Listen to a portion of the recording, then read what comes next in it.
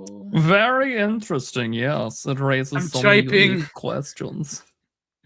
American Affairs. I sent Journal. you the archive link for it all. Yeah. Did it not work, or is archived down? Oh yeah, because don't you have to pay for American Affairs? I buy physical copies, but I have the archive link up for the so you can read the whole thing without paying for it. Nice. Imagine paywalls. Like, who would ever do that except, us? But that's a whole other story. You know, we're not those guys. We're not. Well, I think like if you we're not like other podcasters that's how I should describe ourselves. Like when I write a pitch deck for the Digital Archipelago, it's like we're not like other podcasters. We understand you've been hurt before, but for a small one-time fee of $2 million. Go big or go home, that's the way. Yeah, build the paywall. See, that's the wrong thing. Except we did build the paywall. It's called the gold card. Except the Trump gold card has only had one person actually pay for it. Unless you're like clavicular and you're taking a trip down to a certain island, taking a boat ride, Taking a boat ride? Oh man, I don't even want to know what that's about.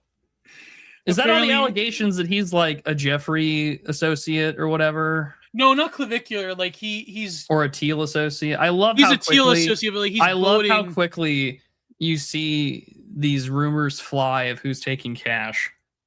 Well, I mean, with clavicular, he's taking a boat. We can't even get SPLC money, Gio. What are we doing? We're doing it for the love of the game. The love of the game. We didn't even really talk about it because, like, I did that. I did the war report, and we more focused on we were critiquing the Palantir manifesto. But great episode, by the way. But we didn't get to that SPLC nonsense. I saved all my takes because Oren texted me and he was like, "Hey man, do you want to come on and do this?" And I was like, I can't do it live because I have a day job that doesn't involve podcasting. So it was pre-recorded. But yeah, I already had done that. Yeah. No, I knew, like, I mean, me and Charlemagne, we were talking a little bit about it. Like, I knew, like, immediately. I think I even said this on stream. Like, you're gonna see like immediate Fed jacketing type of. Oh yeah, I mean that happened literally the night of it all taking place. Like the left and like the normie cons, like all of those grifters that get promoted by Elon. You're literally called FBI informant in chat, and you couldn't get us money. My FBI informant sucks. No, but my FBI agent didn't have the courtesy to like ding my email and be like, "Hey man, I know times are tough. Here's a check." Oh, that's funny because that former CIA agent that went to jail, he was on Tucker. But I watched a little. What's his name? Mark Krakow or whatever. Kurakawa. Like it's almost write the phonetic pronunciation of this like spook's name. Yeah.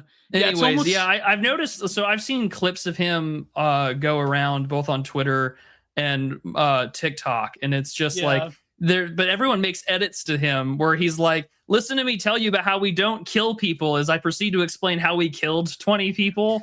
Or how someone gets raped in prison. Yeah, and it's just like I can see why people make edits about him. Although the wildest edits I've ever seen have been from German accounts where they'll do the like American Psycho thing, but they're also just like they can say whatever they want because it's not the original like film lines. And and so it's just like they'll talk about gooning in like in native German, and I'm like, and I'm watching American Psycho play out in real time on the clip, and I'm like, this is an edit I like 50% understand. And then like there's a bunch of Zoomer stuff that throws off like my like rudimentary understanding of German, and I'm just like, oh my gosh. John Raku, thank you, Sean Wilde. Yeah, he lies as easily as he breathes, which makes him an incredible comedian. Yeah, no, that's kind of why I find him so endearing. No, but what's funny is that he was mentioning the war between the FBI and the CIA, and you never know like what really to believe, like how he's like, no, the FBI, they're the real bad guys. And it's sort of like, so I guess if you were, I don't know about if I really would trust him because he did go to prison for Like, I don't trust him by the nature he says he's a former CIA agent. True, and the fact he wants to be an influence, like it seems that everybody, it's like the podcast episode. If anything, he's a remarkable recruiter for the FBI, where he's like, "Yeah, I'm lying, but like you get to kill people," and it's just like, sign me up, you know?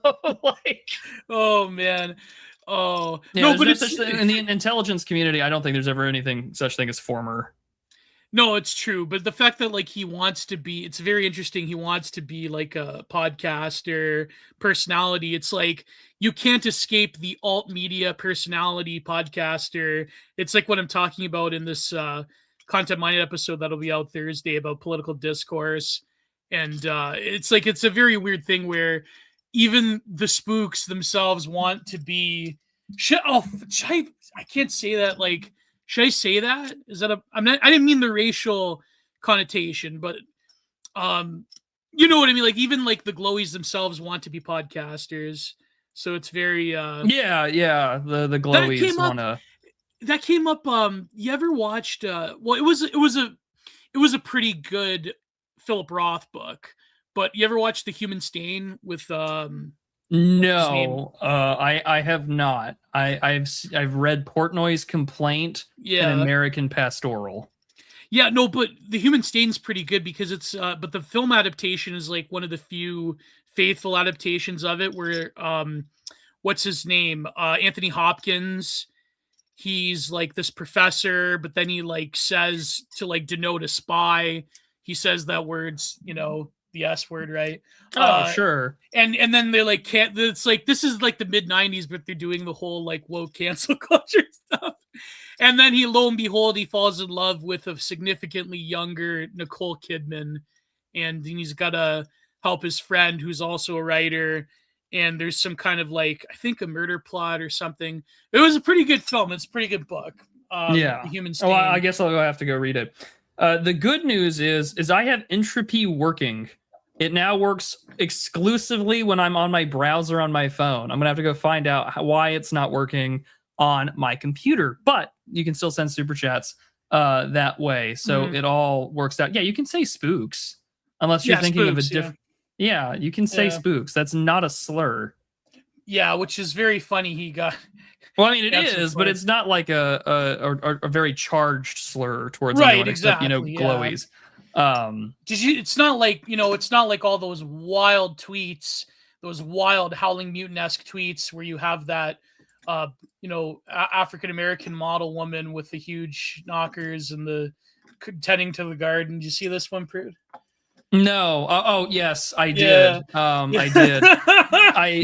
I appreciate that the man like took it on the chin, no pun intended, and continued on just tweeting things that I can't repeat in nice, polite company. It's true. Although that one was probably the funniest thing. And speaking of African-American gardeners, you too can finally enjoy a patron-sponsored book review I put out last Friday.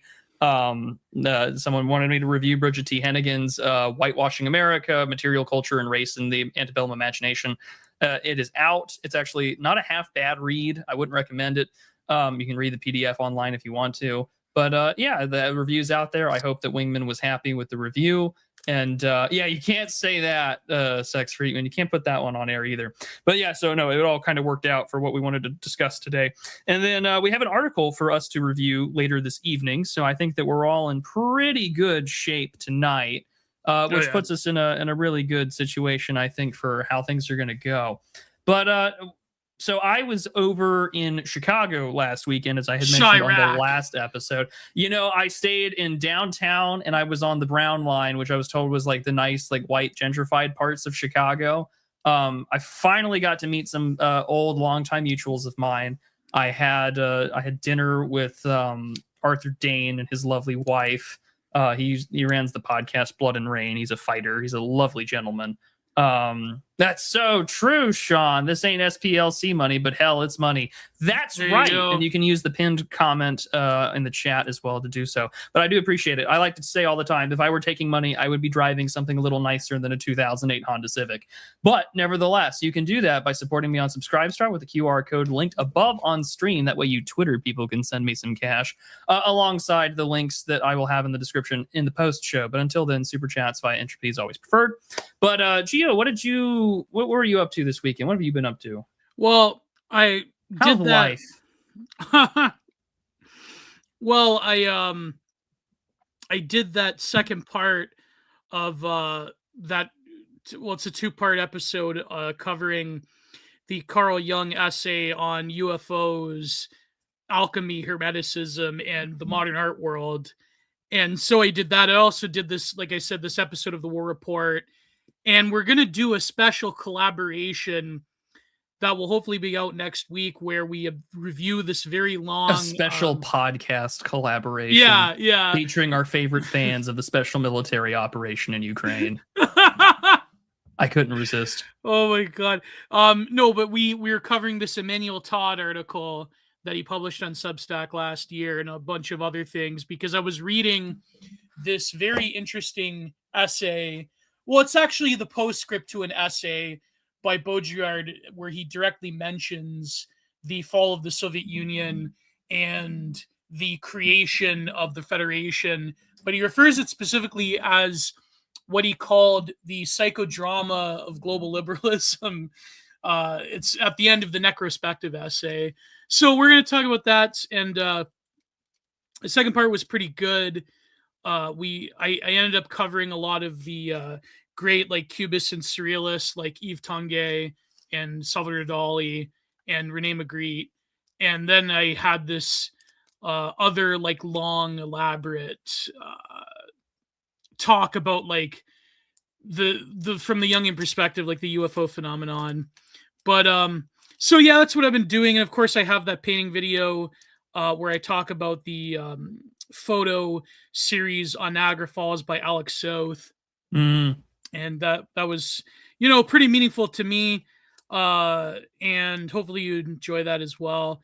And I got a bunch of other stuff in the works, but what have you been doing? I mean, you've had to travel. You have been uploading. I mean, you did the book I've been super busy. So for context sake, I am currently in class.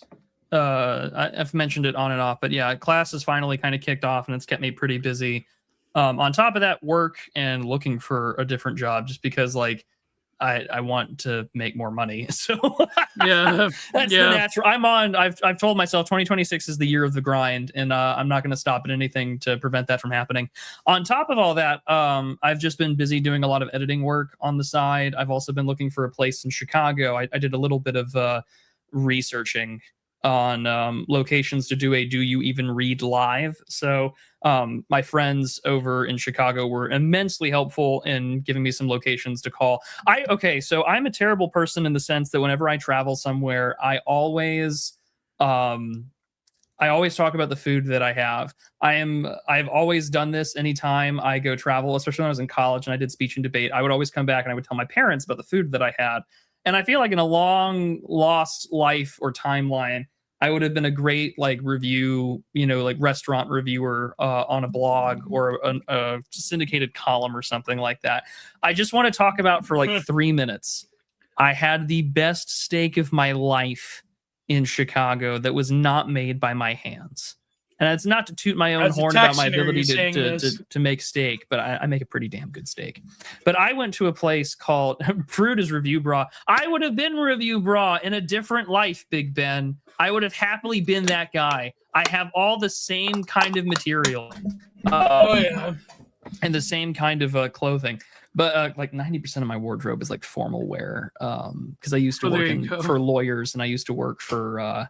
I also used to just like work in like local government that required you to like dress business casual, but I have a lot of business casual, business formal. But anyway, so I went to a place called Bivette's, to which my friends told me that it was worth the wait despite not having a reservation. We stood behind the bar so we could sit down, have a drink and eat for about an hour, and we just spent the time talking about stuff. And I cannot begin to describe to you how worth the. I had the filet mignon, I had it medium, and it was so good. It was so good, along with their sweet potatoes that they have. That stuff is basically sweet potato pie. I really did think I thought for just a few minutes I had died and gone to heaven. That steak was that good. I highly recommend it. Bivette's was lovely. I was given a lovely architecture tour by my online mutuals who live in town. And I was in like a really like tall building where I stayed, and it was really cool to have a cigar and literally quote unquote puff clouds as the fog rolled in. So you're inside of a cloud because you're that high up. It was a really good time. Hung out with Thomas 777. It was good to see him again. Nice. It's always nice to say hi. I gave him a book on armored SS divisions and their battles in Eastern Europe. I thought that was really cool to give it to him. It was like my weird parasocial moment. I don't do that often. And then, I got to watch the news unfold over dinner. Like I literally went to the bathroom. I opened my phone for the first time and I was like, oh, they tried to kill the president again. And I don't know how I feel anymore. Sixth time. I think it's like the fifth, sixth. Yeah, I think it's the fifth. I can't believe Anthony Fantano would do this. Oh, this is not a good day for our I can't say that. God. I've had a tweet sitting in drafts where it's like, man, it's a rough time for light skinned, and then I was like, that's so off brand. I can't do that. Yeah, can't say that. I want to though. I really do want to sometimes. Where it's like, what if I just broke character for like a week and then returned as normal? I wanted to tweet like Trump's final warning, but then I'm like, oh, that's gonna piss off people. Yeah. Not worth. I don't think in that regard. It is entertaining nonetheless. I see that for Dimes group chat. I go to war in Dimes group chat all the time. To a point where you got banned and unbanned.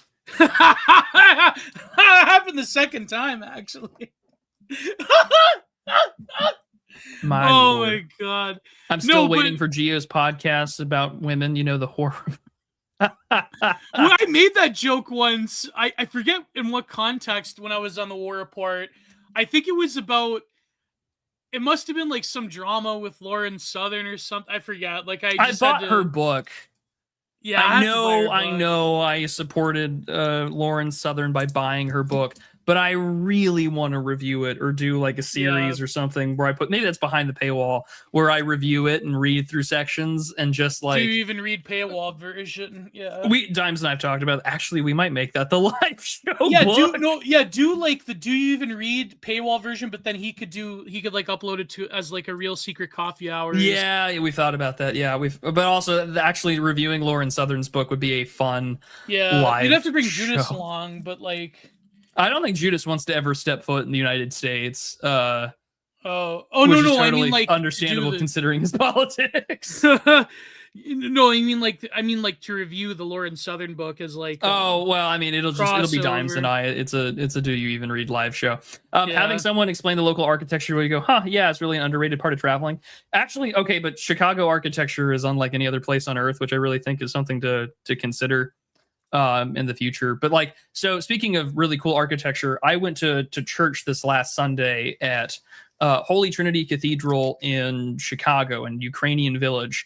And it's the only church designed by Louis Sullivan, a very big contemporary in the late 19th, early 20th century in American architecture. It was built in 1901.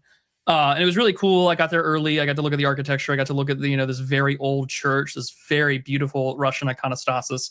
And I'm like, oh, well, there's the bishop and there's the priest. But like, why are all the like settings set out for like where the bishop stands for the high place? And I'm like, who's visiting? So I sat through a really lengthy double, concelebration of two bishops present. It was really cool. It was an absolute blessing and treat. Do Pittsburgh, very spooky. I've been to Pittsburgh. I really don't have a problem with Pittsburgh. I mean, it is depressing what it's become, but it's a city I don't really have an issue with. Sorry, that's unironically cool. Yeah, no, I think that anyone who talks to me about architecture and point out things that I don't know is always something that I love. As a child, I always hated not being able to say I don't know. And I think that that's something even now at 30 that I still struggle with, because I like knowing things. I like being able to answer questions, which I think is what feeds the like disgusting trend of everyone wanting to broadcast themselves. Like the curse of the podcaster is very real because one, that requires some ego to do this kind of thing, right? Oh yeah, but then definitely. at the same time, like you also have to be willing to turn into Cliff Clavin a little bit and come up with a BS answer, even if you don't think it's true, and just sort of lie. You always have to have a cope for yourself about it. That's right. That's right. You know, like the average pumpkin in its ancient counterparts used to be 600 times the size of the modern day pumpkin. If I was in Chicago, I would want. I think it's in Chicago. Yeah, it's in Chicago. I actually have a whole book about it. But John Singer Sargent, I believe it was for a bank or it was a train station.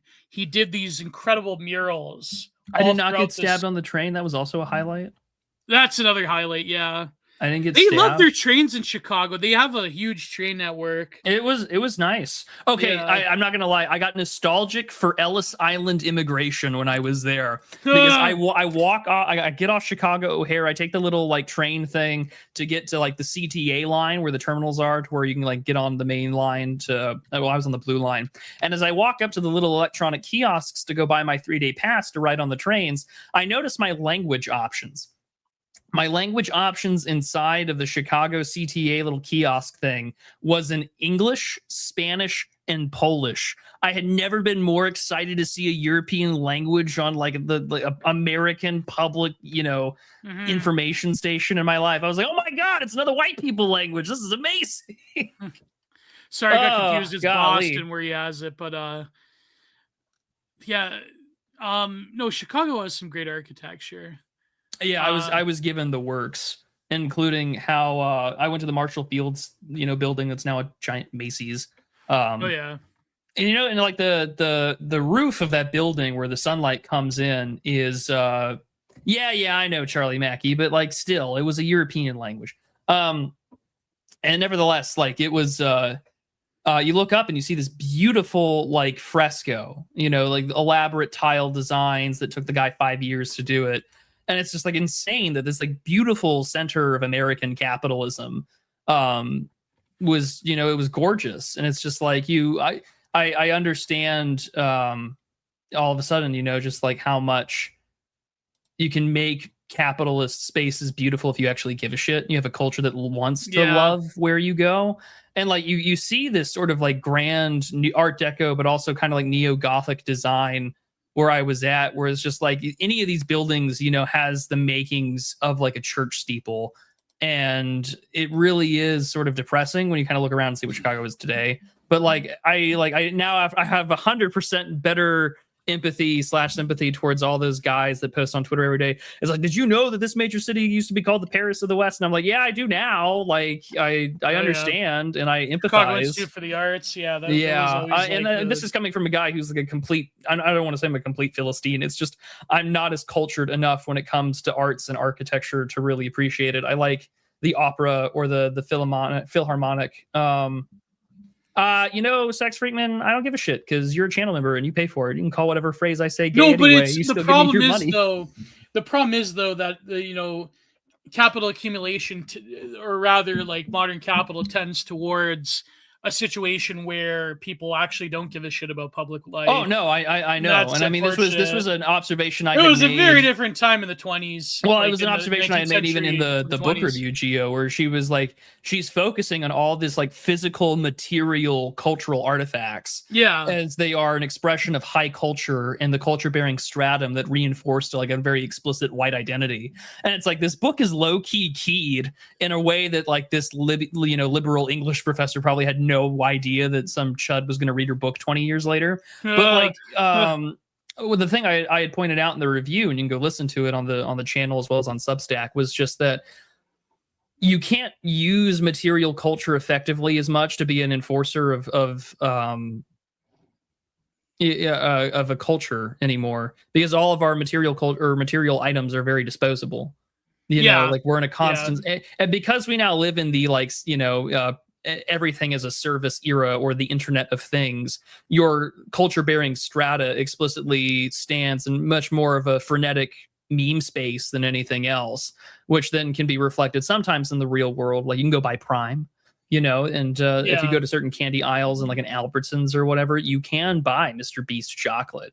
It's ridiculous in that regard. But at the same time, like I was referring to that, like, what's his name? Like Alex Tolenberg over at and Andresen Horowitz. He wrote an article the other day where he was talking about how the internet is real life.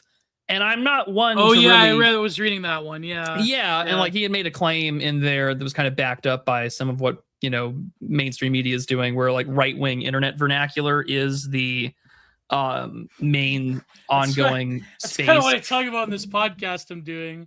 Yeah. Oh, well, yeah, he was like, right-wing internet vernacular is now driving more cultural artifacts than African-American vernacular English, or AAVE. And I thought that was particularly interesting. I don't know how true that claim is. It's very like, but yeah, go ahead, Prue. We were going to say your greater point, because my greater point being is that like we have lost that rooted sense of when the material reinforces the teleology of the people, right. And instead now it's just become a very soul draining disposability with a slapdash of ironic nihilism that is reflected in almost every product we purchase. Yeah, but then at the same time you have this how shall you call it, like a sort of materialist, not exactly materialist, but there's sort of like impermeable sentiment that's given to what was once disposable products of old. Like every nostalgia compilation, like there is this point I was talking about. I literally said that about Cracker Barrel in the book review. Yeah. Like there's this point I was talking about within Julius, where he's like, how they label things as nostalgia, but rather it was like some corporate account that was talking about the old Xbox loading screen. And he's like, they don't view it as appreciation, they view it as nostalgia, which is a way of obviating an actual aesthetic judgment. But then I said that is true. People will mask nostalgia. Yeah. Use nostalgia as a mask to avoid explaining why they liked it, or just use nostalgia as the only reason why they like it. But then I said that, well, actually, to the minds of like a lot of people, especially to millennials, nostalgia is in itself a positive aesthetic judgment, but one that's divorced from maybe, soap wasn't that great as a drink. Maybe those, shark gummies weren't that great. Maybe Surge wasn't that great, if you remember. So I think, but then he's like, well, that's the problem. And the whole distinction is rendered mute, because you're not actually talking about a proper aesthetic judgment. You're just viewing it with like this rose tinted, I used to do this and therefore I give it worth. Whereas most public spaces now, I mean, of course, the connection between public spaces having a function, ergo interpolating a form of aesthetic meaning towards that function, will never go away. But it seems that nowadays, like you were saying, there is like an attempt to bring that back by having unique architecture and unique branding. But at the end of the day, public spaces in a lot of ways inform less about your subjectivity than digital spaces, obviously, but they almost like inform it via negativa, where you have this like, we always go back to the Pizza Hut arch or top or whatever, where it's like the loss of that aesthetic meaning is more important, and then it's like maybe they could bring it back, just to give you like a little treat, and that's a way of capital absorbing a lot of the criticism that it gets for aesthetic homogenization. But the problem is like urban spaces don't like, you could go to maybe not Kuala Lumpur, but like you can certainly go to any major city in North America and you would see roughly the equivalent of certain things. And so it is a shame, like even the older forms of high speed, fast, quickly built urbanism, for example, with the baby boomers right after World War II. I remember there's these books and documentaries that talk about how a lot of architects had a real opportunity to rearrange a lot of urban, like more suburban spaces, for example. But because it was cost effective, you have like your set standard like bungalow style houses, and but even like we're kind of like viewing what was standardization of living spaces back in the day with a form of reverence, because the houses they built now are like piles of wooden crap built by foreign workers. And like, you know, you've seen all, especially around Texas, you've seen all these videos of inspectors going into these McMansions, and Oh they're yeah, just no, terrible. You're that is something that paying turns 800 into a grand. guilty pleasure. Yeah. My former, well, I mean, he's still my friend, but like my former roommate and I would do is that like he would like pull up on his phone. He's like, dude, have you seen this? Because he's an electrician by trade, and Yeah. he would just show me all these like McMansion nightmares from an electrical perspective, or contractors that were just going through. And it's like, this house is valued at like $787,000, and look at all this crap that's like, you know, wrong with it that isn't really going to pass inspection. And it's just absolutely insane. And I mean, like, I think also it has a lot to do with that people will settle now because of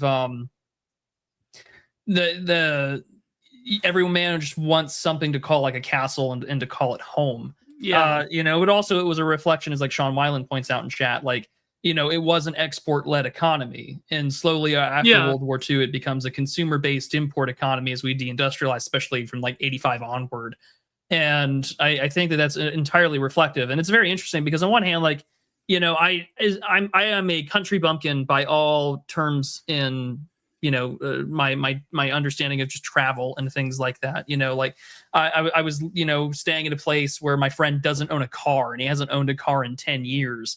And how quickly we got from place to place on train and walking, or relying on a taxi or someone driving us around. And it's like, and that's, you know, a really kind of costly thing to deal with over there. And then it's just thinking to myself, you know, like I paid like $12 for someone to take me halfway across town so I could go somewhere. And I'm just thinking to myself, this would have taken me, you know, forever, or just to live with a car and to deal with everything like that in the city, like that's impossible. And so I have I guess a slight appreciation for urbanist conversations that I have no right in participating in. And I'm very much a tourist in those kinds of conversations, because it's like, for me, I literally have to drive everywhere.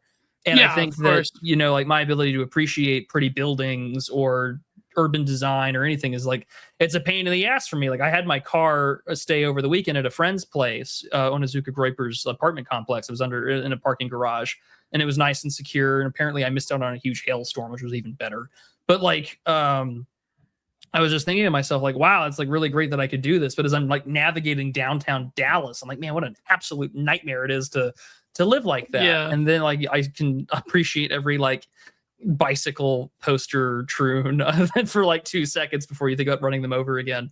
But like one of the things too with geos is like we do navigate mimetic architecture more than we do real life architecture, despite the fact that like we go to work, we do our day to day. I work in an office that's like straight out of Joe versus the Volcano. It's the most soul-sucking place imaginable.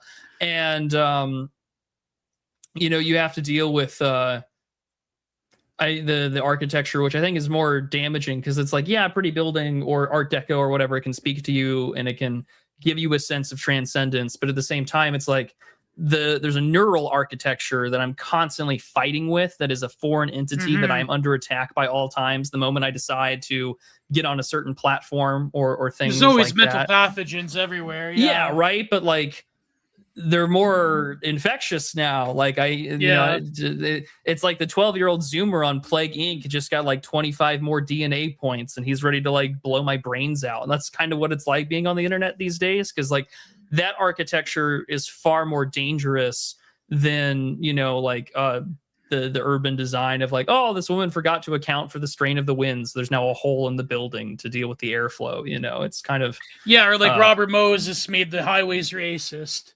Yeah, right. Like that. Yeah. No, but even like urban design, like I think a lot of people who grew up in cities and that's all they know. Did you grow up in the cities, or were you always like a suburbs No, I kid? was always in suburbia. Okay, you were always in suburbia. Okay. So like, you know, I think a lot of people that grew up in cities, they don't realize like how sparse suburbia actually is, and like the sameness of it, especially with these like huge subdivisions.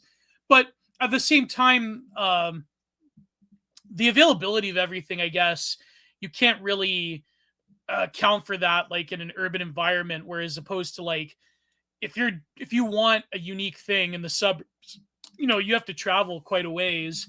But even nowadays, like a lot of big cities, because of rapid urbanization, and like for example, Toronto, right? No, for example, in America, they say like even LA, getting into LA is hard, but traveling around with a car is not that particularly hard. Yeah. But Toronto, for example, is like terrible because when you enter the city and to go anywhere in the city now is disgusting. Takes you forever. And so in a way it's like you have these enclosed urban centers that take like a whole journey to get in the middle of, even though it's a relatively short landmass because of congestion. And Toronto used to be great because Toronto used to be organized on a grid. And I remember when I was a kid, even like the congestion wasn't nearly as bad, and it was very amenable to travel. But now you have this sort of like hostile urbanism that's indicative of a lot of other problems with modern society, modern globalized society. And it's like to get from point A to point B is disgusting. I don't know how it is in New York. I think people say New York, like people still cope with it. Of course, like you do get this sense of New York if you're living there that you're like living in the world center in a weird way. But no, places like Toronto is not very. It's terrible. Suburban mensch. Yeah, I don't know. Like it's one of the most walkable or navigable places I've ever been to has been what's the word I'm looking for? Has been Salt Lake City because it's on a grid. Oh yeah, and the public transportation is relatively nice, and also it's not that clean because you're also like right next to one of the large like strip mined areas of the world, and the smog can get pretty bad sometimes. But like it's a really navigable place. It's relatively pretty. It's nice in the winter. I'm sounding like Tucker Carlson talking about places I'd like to be. It's nice in the winter. I should probably reconsider my life choices. Yeah, it's a really navigable place. It's nice in the winter. I love it. I love the people there. I'm thinking about buying a house there. No, but yeah, it's very rare though to have a city like that because most historical cities were built up over a long period of time as bricolage and because of utility and use. Whereas, say what you want about, for example, Brasilia, designed by students of Corbusier. And yes, it can be like this brutalist monstrosity. But at the same time, it's very rare to have, like, there was a lot of famous architects. I think Etienne Brûlé was one of them that had this like plan for a new grid of Paris. And you have like the idea of a city being a one whole organism that has in itself an aesthetic style that's unique to it. Like that's a very rare case, whereas like most cities have been built up over concerns over utility and access to certain resources, where it's very rare. Like I think even Salt Lake City is one of the rare exceptions where they did have an idea of a centralized plan, a centralized aesthetic. A lot of it could just be the Mormon thing too, but yeah. I imagine it's a little bit of column A, a little column B, to say the least. But they really did plan Salt Lake City, they said, to have like a unified feel to it. But yeah, no, I think there's certainly some truth to that, to say the least. And it's like, it literally, as soon as I had gotten back, I drove back up home, and I visited my parents, and I went fishing. I was like, all right, back to the real world. That was fun for a few days. It's back to just hanging out with family and stuff like that, which was quite nice. You are an anti-grid based city. Give me twisting, winding roads. That's literally what like leaving the city is for. I go on a lot of twisty, windy roads and stuff like that. They planned it around Mormon socialism and carriage wagons. Hey man, like it's a navigable place. I can't say that the Mormon socialism worked out, but it certainly you can't get lost there, to say the least. Let's not make it. Oh, we didn't finish the SPLC stuff unless you didn't want to talk about it. I have given more or less my take on the Orrin McIntyre show. You can go see my episode there. I don't think I shared it to the community tab or not, but nevertheless, like, it would be super nice to. I mean, on one hand, it's confirmation of everything that we know, right? Like there are paid agitators, informants, and things like that. This is like, I think this is the American version where, you know, like AA said on GB News like 3 or 4 years ago, where he told Jacob Rees-Mogg, it's like, well, if you want to go after Hope Not Hate, you're basically investigating MI5, and good luck with that. And it's like, it's the same thing here in the US. It's just like, eventually, you know, you're gonna have to deal with the fact that like the SPLC and the ADL work hand in hand with the FBI, and they did until like 5 minutes ago when this administration took office. And it's a pretty damning indictment of the system. Yeah, but then again, I think the problem is it's usually people that, like, when it, you know, people always look at like the huge influencers. They're like, oh, see, like that person that was at the certain rally, right? But it's usually people that happened the moment this indictment drops. Yeah, but it's usually people that you don't really know about, people that have more of an organizational role. And it's not that, like, here's the problem is that you have like very stupid discourse by both, like I said, like normie conservatard influencers like Cat Turd and Ian Chungus and other people that like Fox News types, even above them. And you do have like the political left more or less saying the same thing, which is that you are, you know, it invalidates any concern the right wing has because, oh, all of it's a concoction of the SPLC. It's very much similar to the stupid discourse over Moot having one email with Mr. Jeffrey, and like, very, you know, therefore all of the culture war in the 2010s, Gamergate, all of it was manufactured by Mr. Jeffrey. I noticed it was a very same take.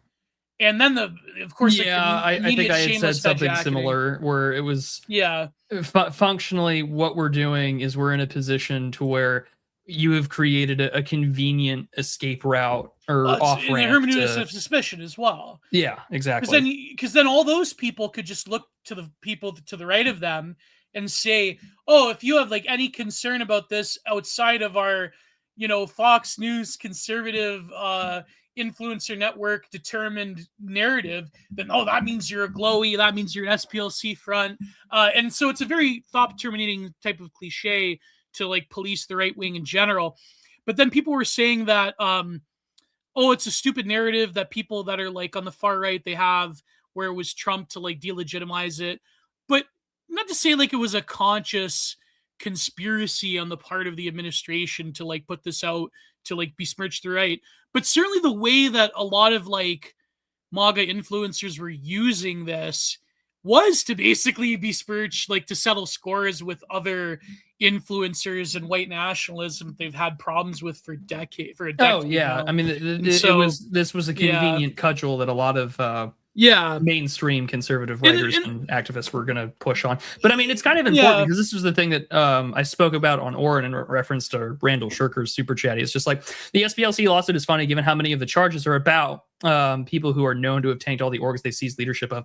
I mean, let's be very clear. The indictment that was presented before a grand jury was on wire fraud and bank fraud, specifically charges that could be related to money laundering and giving false information that would have been defrauding FDIC, you know, the federal insurance thing for banks, with regards to false entities and things like that, which basically just accounts to like, you know, we committed fraud so we could pay our informants through all these like false entities that were associated with us and not, you know, independent.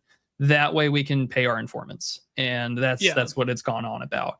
Is more going to come out in discovery? Yeah. Yeah, well, that's what Charlemagne was saying. Like, it's not even a solid victory yet because it's an ongoing No, it's just that a grand jury found that there was enough evidence to indict them, and now they still have to go to trial.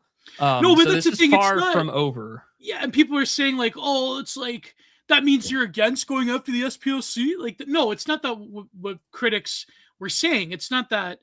I guess now that I'm speaking with the public, and me included, it's not that we're saying going after the SPLC isn't a noble goal. It's obviously a good thing, but it's more of the discourse around it and the way that it's framed when people are not actually reading the real indictment, like you were saying.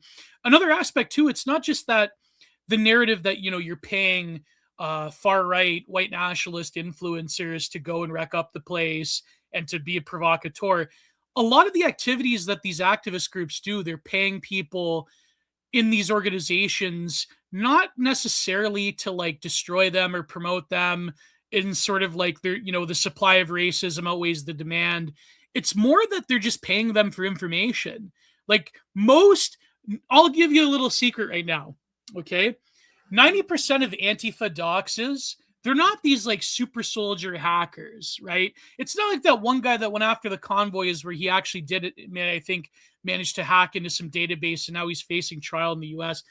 The 90% of all the major doxes you can think of have come from people that are like jilted ex-associates who like know where to like point these activists in the right direction. You know what I mean? Like they're not these hacker super soldiers. You know what I mean? Like, I mean, yes, some of them, they will like take like the Howling Mutant docs recently where they'll like take data tables from like websites that are unsecure, like Goodreads, and they'll like compare it. But it's only when what a back ass words like case.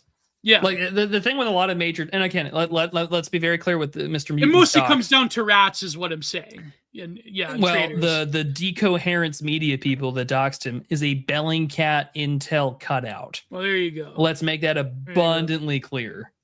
Yeah. The Goodreads thing was parallel construction. Absolutely, Capitalissimo it was. Yeah. No, but that's what I mean. The problem is the even if the SPLC, which hopefully, again, I want to say on record, I'm hoping this. I'm not. I wish for the destruction of the SPLC and the ADL by any legal means necessary. Yeah, people that were critiquing this are not saying that it's not a noble goal to go after the SPLC. It's just like, calm your jets a bit. And the real criticism, like Randall Shirker's saying, is to then use this to fulfill the goal that essentially what the SPLC wants. And even when they're being destroyed legally, they have one final victory, which is to create a huge hermeneutic of suspicion and a sort of miasma air of suspicion among people to the right of Bernie Sanders. Well, not Bernie Sanders, but like people even to the right of like, say, Ocasio-Cortez, to say that, well, there's feds always lurking and everyone's a fed and you're a fed and you're a fed and you're a fed.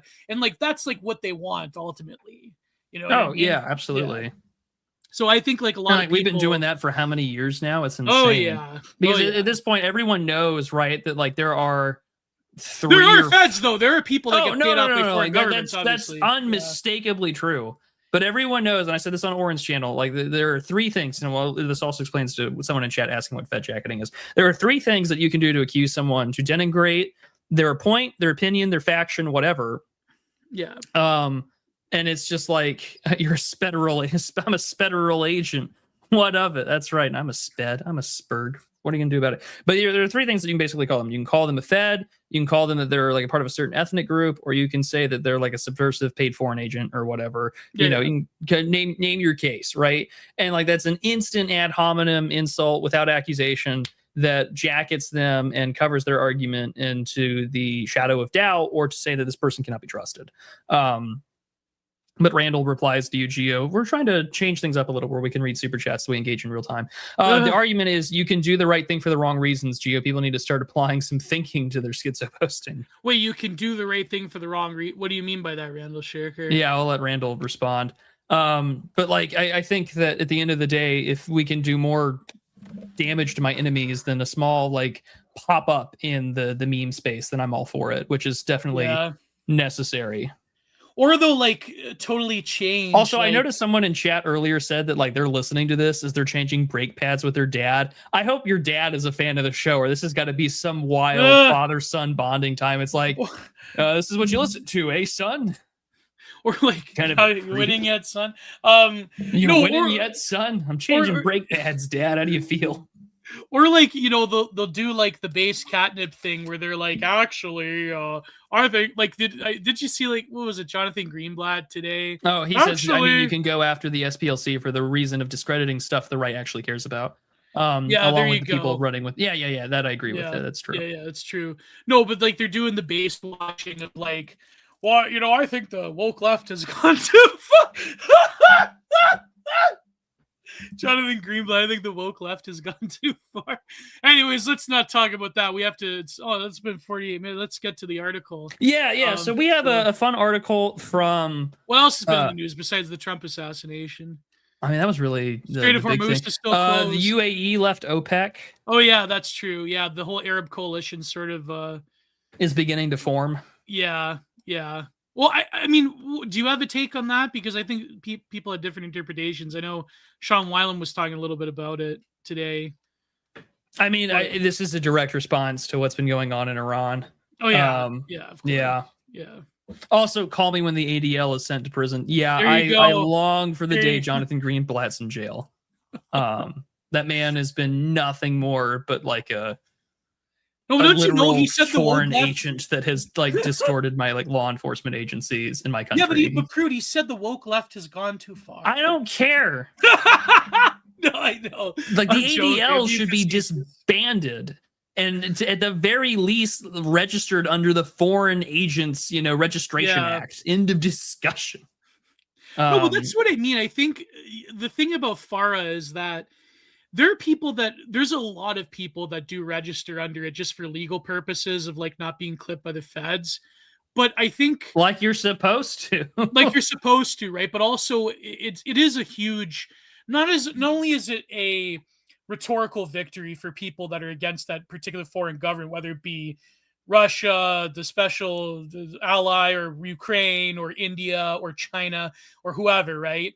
But also, I think it should, when it comes to actual lawmaking and the ability of organizations or individuals who are lobbyists that have the ability to influence legislation, I think that's also, if I recall, like that's kind of a barrier as well if you're registered under FARA. Because like imagine like having an open like puppet for the Chinese government, for example, to use like a less polemical point.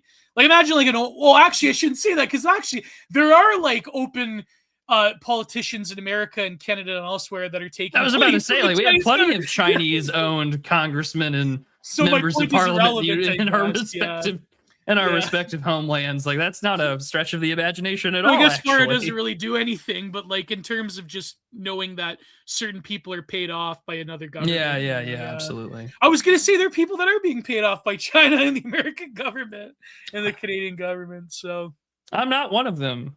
No, but no. Yeah, but it's. I guess it's. Well, all of these questions, Gio, are incredibly like civilizational questions, which I think brings us to the article from American Affairs. So this came out last November. So this is about almost a year old.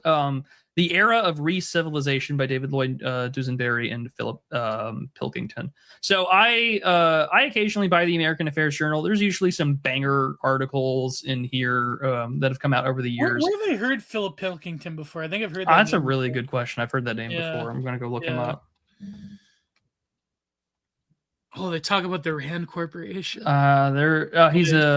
is a macroeconomist and the author of The Collapse of Global Liberalism. Oh, he's the other half of the Multipolarity podcast with Adam Collingwood.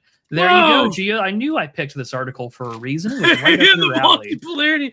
Oh, that'd be a dream come true if I was on the Multipolarity. Now, when is Xi Jinping sending me a honeypot wife? Brother. That was like that film. They are going to send their Tiananmen sub-3s to like seduce you, because you cannot tell the difference between an ugly Chinese woman and a pretty one. They're gonna send the San Francisco. That is probably my favorite manosphere talking point, is that white male Asian female relationships are like perfect for ugly people, because neither of them can tell why this person's unattractive to their respective race. Don't know how true that is. I just find that take funny. You mean like they're going to send Randall Shurker to San Francisco? We're going to send Randall Shurker to San Francisco, and he's going to walk in like he is some tycoon, and they're just going to throw like 20 ugly Asian mids at him. Take your pick. They're not all ugly. They're not ugly. I didn't say they were all ugly. I just simply said that like there's a good chance that like some of them are spies.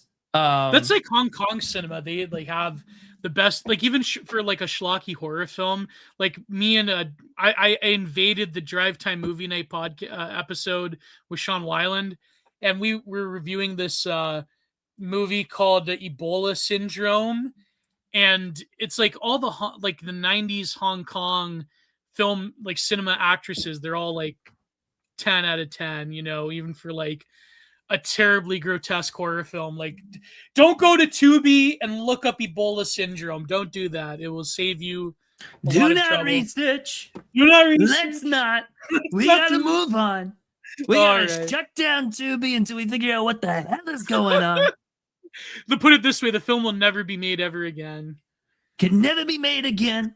It left me more traumatized than the time Jordan Peterson reposted the masturbation machines claiming that it was COVID lockdowns from China. These damn Chinese communists is what they're doing to you. Like,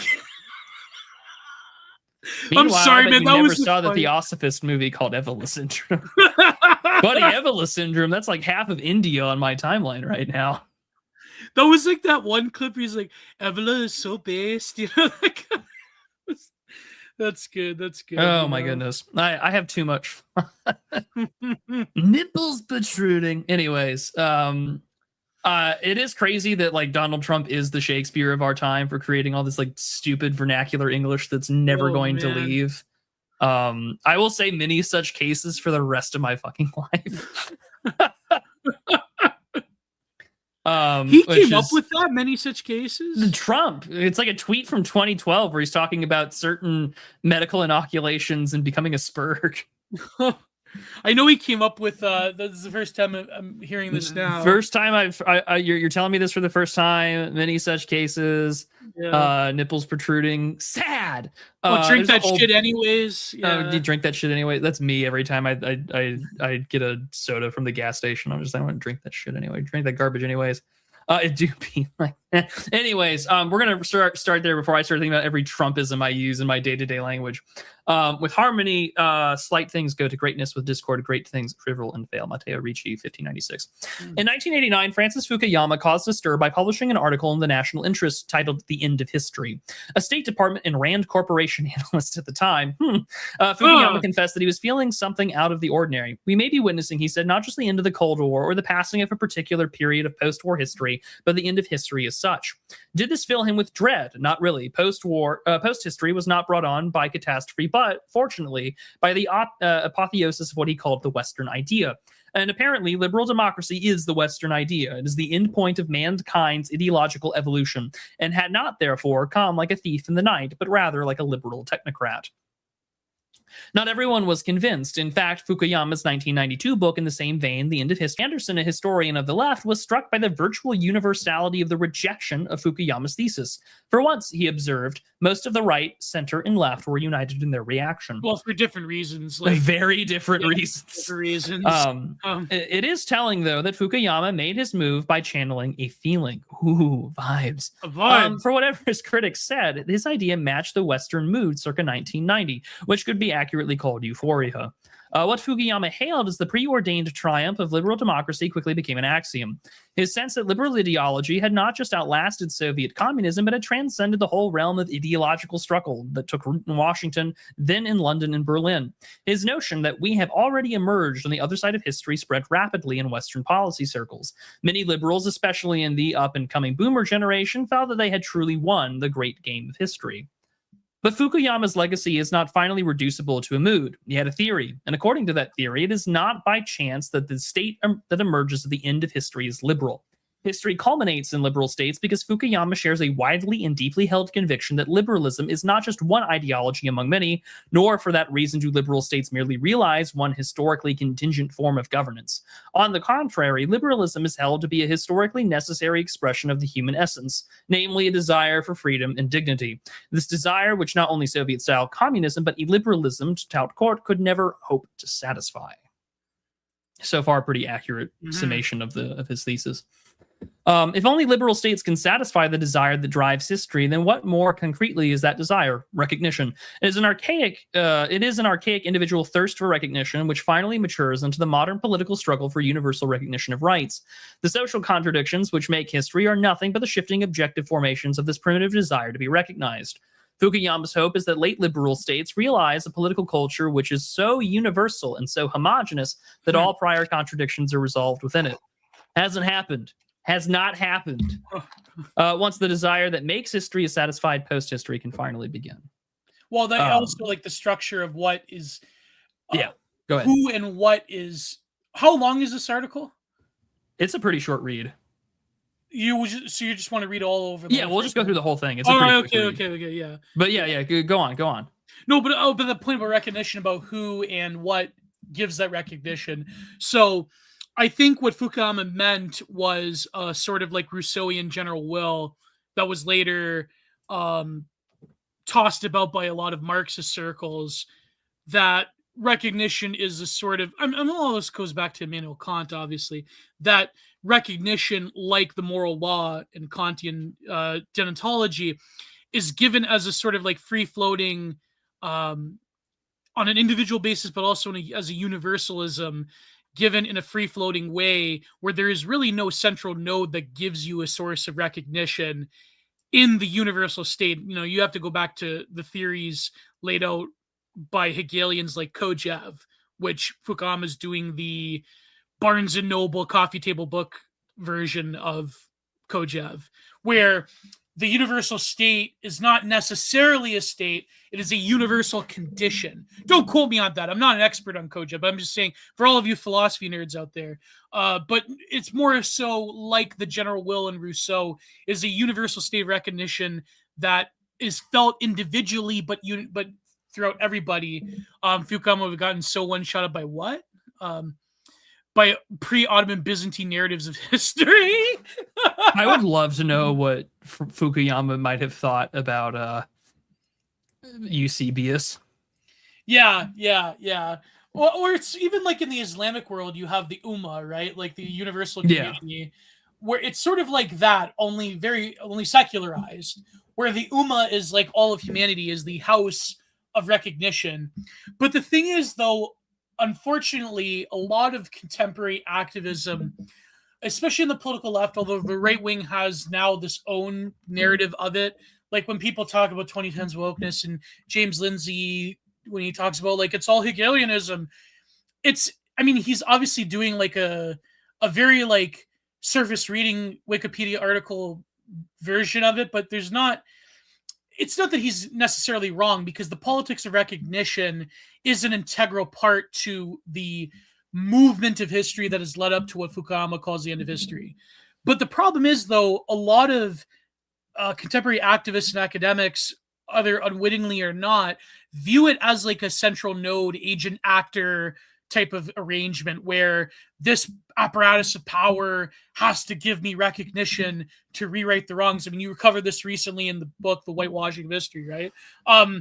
Like there has to be universal recognition, but behind that are these institutions that do the job of recognizing.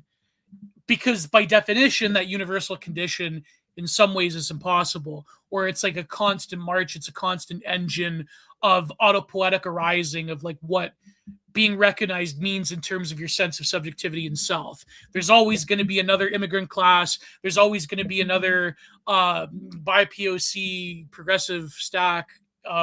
There's always going to be a new intersectional arrangement of identity that is always going to be yearning for this quest of recognition. And so I think the leftist critics of Fukuyama are deeply embedded in that narrative of this process never ends.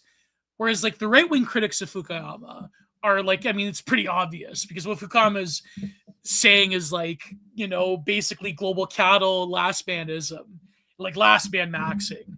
And they have like, the means that we're going to obliterate every human understanding and transhistorical truth that existed before the modern period. And so it's very funny how like Fukuyama, as like the final philosopher boss of like global liberalism, he also did not account for what Baudrillard called the psychodrama of liberalism, where you have to like reenact the whole process of how the West became liberalized in a very short period of time. Like, for example, when the Soviet Union fell, or in other places throughout the world. And it's like liberalism has to keep going over the narrative like a theater play in a very small amount of time, what took the Western world literally decades upon decades and generations to attain, right? So I think the problem with Fukuyama is that he doesn't realize that there must be an engine. There must be a source of energy. There is an accursed share. That energy has to go somewhere, has to be expelled somehow. And so and like leftist critics of Fukuyama understand that very uniquely, right? Right-wing critics, not so much, but they have different criticisms.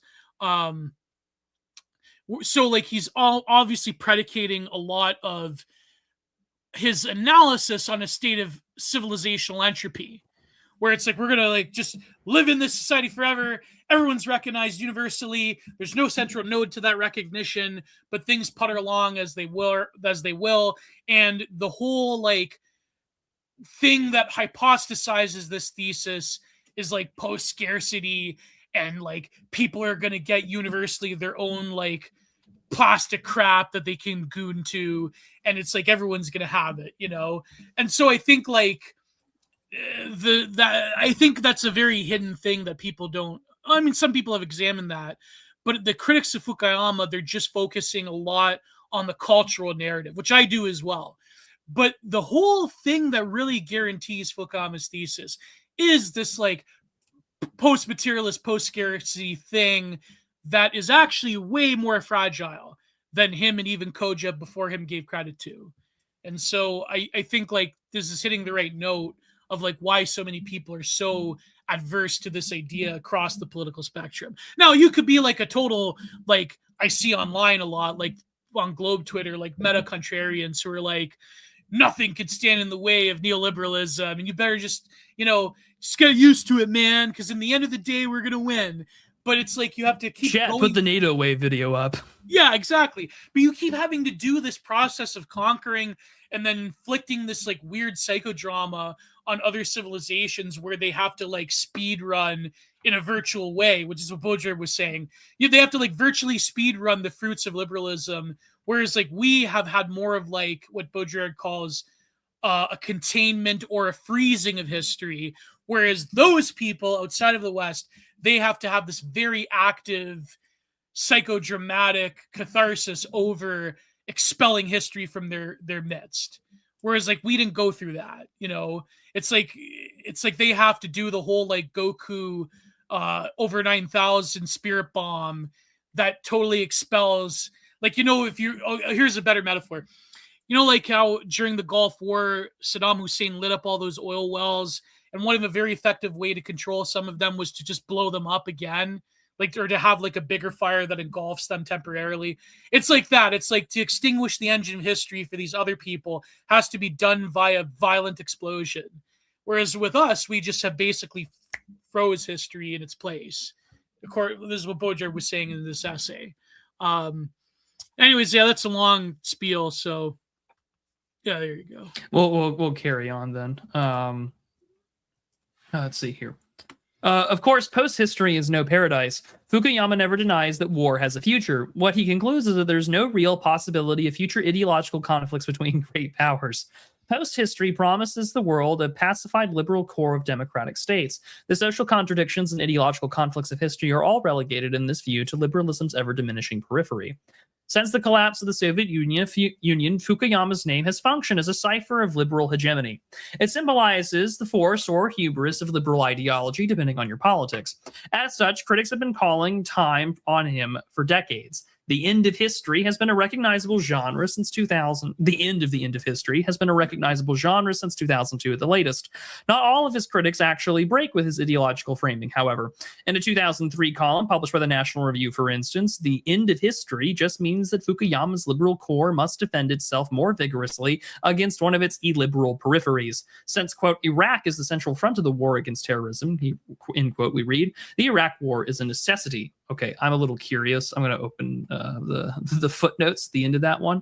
Number 10, it's from John Gray. Okay. Yeah. There's a name I haven't thought about in years. Carrying on. The idea is here is obviously that not a return of history will draw liberal hegemony to a close. Rather, that history is summoning Fukuyama's liberal core to deploy its power more aggressively. One more push to reach the true end of history. So you get a total exhaustion and overstretching, yeah. Which, I mean, we could kind of see with 2 Iran more right weeks now. to flatten the curve of history. 2 more weeks to open the strait. 2 more weeks to open the strait. Yeah. 2 more bombs, and you know, it's like 2 more bunker busters. 2 more bunker busters. 2 more Top Gun movies. 2 more Top Gun. Yeah, global liberalism is secured with 2 more Top Gun movies. They're gonna get I did come away from watching Top Gun Maverick in theaters, and I was like, really? All this to bomb Iran?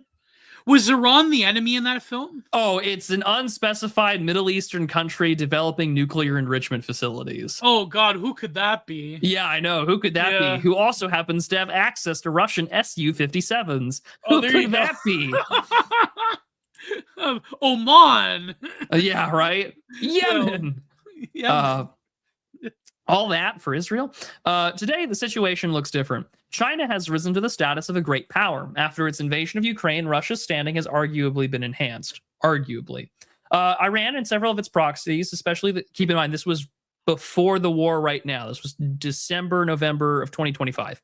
Okay. Iran and several of its proxies, especially the Houthis, have proved extremely tough to crack.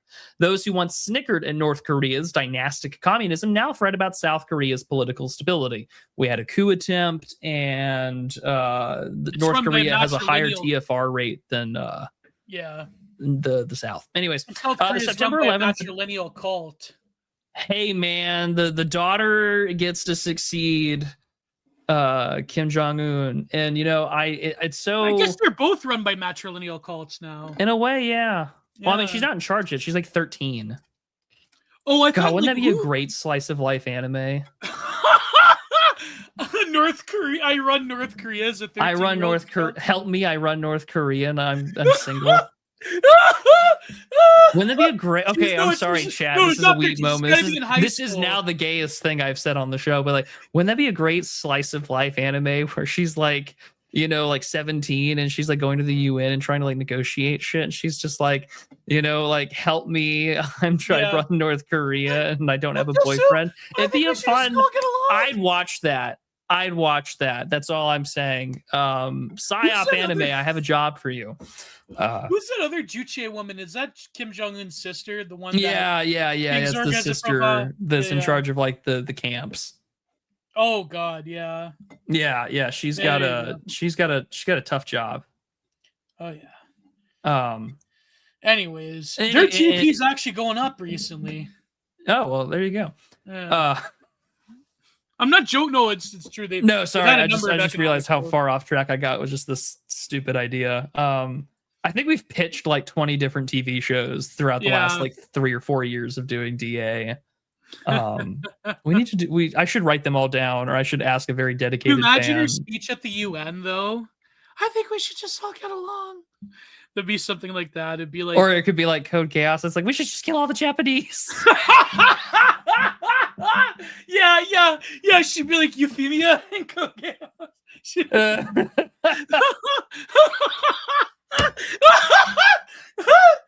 There's the monkey's paw. Like, I want Euphemia to be real, and it's like it's Kim Jong-un's daughter. Oh, that's funny. That's kind of cute though. Like him and his daughter, they're like touring the Pyongyang parade, and they're like touring the nuclear facilities. It's kind of father-daughter. My girl, my daughter. One day, all this enriched uranium will be yours. I just think every Japanese person should die. Okay. It's a thought. It's a slice of life anime I would watch. The September 11th attacks and utterly failed occupations of Afghanistan and Iraq shook the end of history thesis, but it never really shattered it. In recent years, however, Fukuyama himself has become distraught and increasingly disoriented by global developments. In March 2022, post entitled Preparing for Defeat, Fukuyama predicted that Russia was. I think I reacted to that article on a Substack post. I remember I reacted to this article. It's like, I think I read that piece and wrote a response. Yeah. Fukuyama predicted that Russia was heading for outright defeat in the Ukraine war. Putin would not survive, he said. What is more, he felt sure that populist figures in Europe and the Americas, all the usual suspects, had suffered huge damage, and the first month of the conflict would lose the rest of their influence and the credibility in the course of the war. Finally, he believed that Ukraine presented a good lesson to China. The military power of NATO should not be underrated in the Black Sea region or in the Taiwan Strait. Well, it only took 4 years for Orban to get out of there, so it took some time, yeah. It took some time. But like other popular, but I don't know, like Fukuyama, that's a terrible read because like a lot of populist leaders in Europe are actually like pro-Ukraine. like populist right wing. Yeah, and also like the one thing that he definitely got right was like Turkey and Iran would become like the biggest epicenters of drone production, and like boy howdy did he call it. Oh no, there's Chinese drones that Radwan has and Hezbollah, like they're using Chinese drones. Of course, well, like, yeah, but I'm saying like in terms of like the largest manufacturers. Yeah, because Turkey they provide both. Like they don't give so much to Russia, but I know they've provided Ukraine a lot of drones. Oh, they give Ukraine a lot, yeah. Yeah. To say the least. But we'll keep reading here. The following year, Fukuyama went so far as to meet with representatives of Ukraine's highly controversial Azov Brigade during their visit to Stanford. As recent as 2021, Harper's has identified Azov as one of Ukraine's armies of the right. A seasoned war correspondent, Rosinos, numbered Azov among the country's extremist militias, but this did not faze late liberalism's iconic thinker. Of course, events in Ukraine have refuted Fukuyama's predictions. He has seemed detached from reality and has tried to blame his misjudgment on others. In a recent essay for Yaksha Monk's Persuasion, Fukuyama complained that the United States had switched sides in the war, and he had taken this personally due to his decade-long support of liberal initiatives in Ukraine. There is very little way in the reflection on why his 2022 predictions missed the mark so badly. Yeah, Agent Krasnov Trump really, Agent Krasnov. It's all Russia! Oh man, James Comey got indicted again today. Anyways. Oh yeah, I saw that. But one thing is clear: when Fukuyama states that we are embroiled in a global fight between liberal and illiberal alliance structures, he is renouncing his own end of history. For that is the one thing that post-history or permanent liberal hegemony was supposed to save us from. No, but don't you understand? Like that is like we got to do this, man. Like it doesn't matter. They got the spinny wheels, It's like we got to do this. Like it's and to be fair though, like there is to be okay, I know like I joke. People call me a Z word. But like to be fair though, there are like a lot of very scary, like far right people in Ukraine that are affiliated with certain groups. I'm not going to mention in air, but they got the 3-letter, like not 3-letter agency, but like the numbers, you know what I mean? Yeah. But at the same time, when it comes to the command structure of a lot of these quote unquote far right battalions, like what the right wing means there is different in the sense that they do have this like anti-Russia polemic where it's like, okay, what's the thing that's going to piss off Russian boomers the most? Obviously, it's like doing the whole Austrian painter thing, right? So, and they are like the most vital and important branch of the armed forces in Ukraine. Like they've been trained and they've been cycled through the the Donbass for a long time. So there is like something to be said when like liberal supporters of Ukraine, they're like, well, they're not actually really far right. But it's like, no, you're kind of ignorant of like what happens on the ground. A lot of them actually are far right, but a lot of them actually they're half correct in the sense that they're not like, I understand their position, like they're willing to take help from anybody, including like traditional enemies of the far right, or to our understanding. So, but then like Fukuyama meeting with them, like that does kind of prove the plasticity of the liberal epoch being willing to make very strange bedfellows, whether it be like outright communist post-colonial liberation theory people, or liberation theory, but like outright communist militia groups in Africa and Asia and Latin America. Didn't this cause a whole big hub, in your own home country? Yeah. Yeah, or like far right people, like the guy that was the what was he, like an SS guy, or no, the Galicia like volunteers, the or Galicia whatever volunteer corps, yeah. But although I mean, I will be fair though. I will be fair that I know like a lot of conservatives, they made hay out of it because they're doing the whole like stupid like sure boomer truth, but also like in terms of that guy's beliefs, I don't think like he's an actual Austrian painter fan, because like if you were Ukrainian, you were fighting age male, when he signed up near the end of the war, if you were had any sort of competency, you were basically just thrown into the Galician battalion or whatever they called it near the Azov Sea there. And it's like, I don't think like, certainly there were a lot of like neo-Austrian painter fans as there are in Ukraine. There were a lot of like Austrian painter fans in Ukraine at the time, but I think it's more of like, I don't think the guy, put it this way, I don't think the guy that they honored wasn't like a Stepan Bandera worshiper. I think like that was just conservative media, like little jab at the Liberal Party. To be totally fair to that guy, I think like there was a lot of young guys in Ukraine that they were associated with that, but they weren't actually like followers of Stepan Bandera. So to be fair. But anyways, yeah. Yeah. Do you want to read Geo? I'll read the yeah. Alrighty, So, cool. Let me zoom in a little so you can read it up on screen. Let us step back from contemporary geopolitics and asks what lies behind Fukuyama's original thesis, which so effectively captured the Western zeitgeist for a whole generation. The source of the liberal end of history are twofold and linked. George William Frederick Hegel's 1807 masterwork, The Phenomenology of Spirit, and hugely influential set of lectures on Hegel's phenomenology delivered in Paris in the 1930s by Alexander Kojev, or at birth in Moscow, Alexander Kotsennikov. Told you Kojev would come up here. I knew it, yeah. Fukuyama makes frank and extensive use of both Hegel and Kojev, though it is worth pointing out that in both cases, he basically limits himself to the works just cited. Hegel is more than Phenomenology of Spirit, and Kojev is more than his introduction to the reading of Hegel. But Fukuyama's notion of the end of history is drawn from certain reading of both these works in near total isolation. As a result, his concept of history... Yeah, exactly. I mean, it's like when people talk about the influence of Marx and Hegelianism, there's a lot more going on there, even when it comes to Hegel's metaphysics, than what Marx and Engels took. Hegel has transformed... where was I? Oh, yes. As a result, his concept of history owes much to what Hegel called world historical individuals. This is an idea that takes us back to the year 1806, the year in which, crucially, the Holy Roman Empire ceased to exist. People debate that, though. I know a lot of history spurgs debate that. But, for argument's sake, Hegel had transformative experience in 1806 in the Prussian university town of Vienna, where he held the unremunerated post of extraordinary professor. Hegel caught sight of Napoleon on horseback within the surge of the Grande Armée, a time when many Europeans viewed Napoleon as the Antichrist, one who had imposed mass conscription to levy an army capable of inflicting casualties on a scale never before had been seen. Liberal-minded intellectuals saw the charismatic emperor as a vehicle chosen to pervade the idea of the French Revolution across the continent and ultimately into Russia, which is funny because, in a way, you could say that Napoleon was like the exception, right, of like the post-French Revolution order.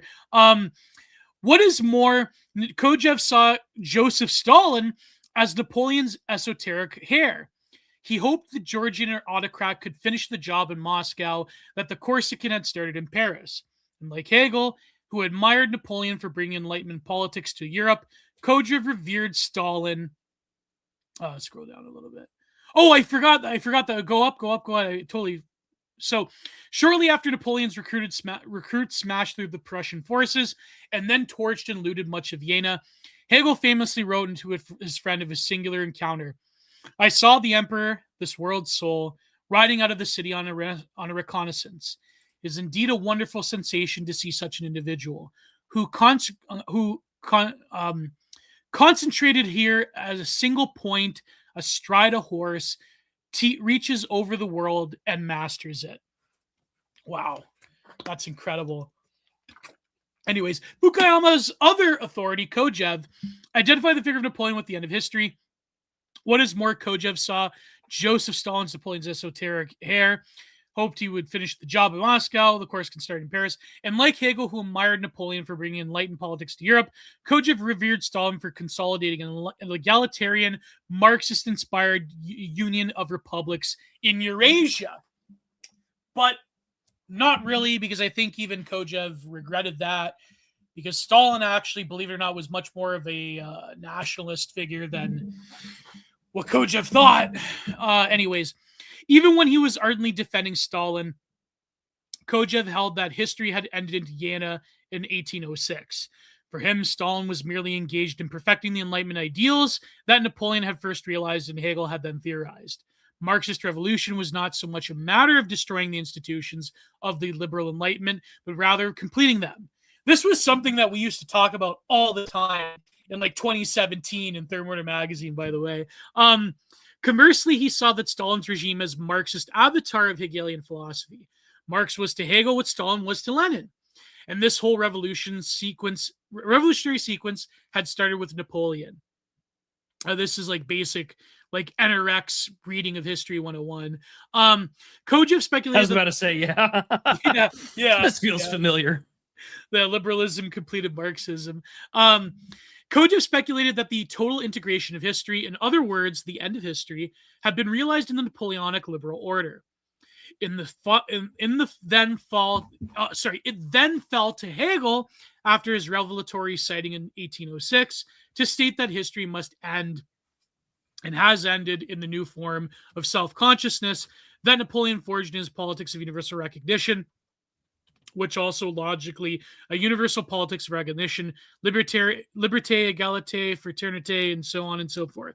But that's even debated among Hegelian scholars whether the process of history becoming aware of itself is actually truly, quote unquote, ended in a singularity, in a sort of like eschatological telos.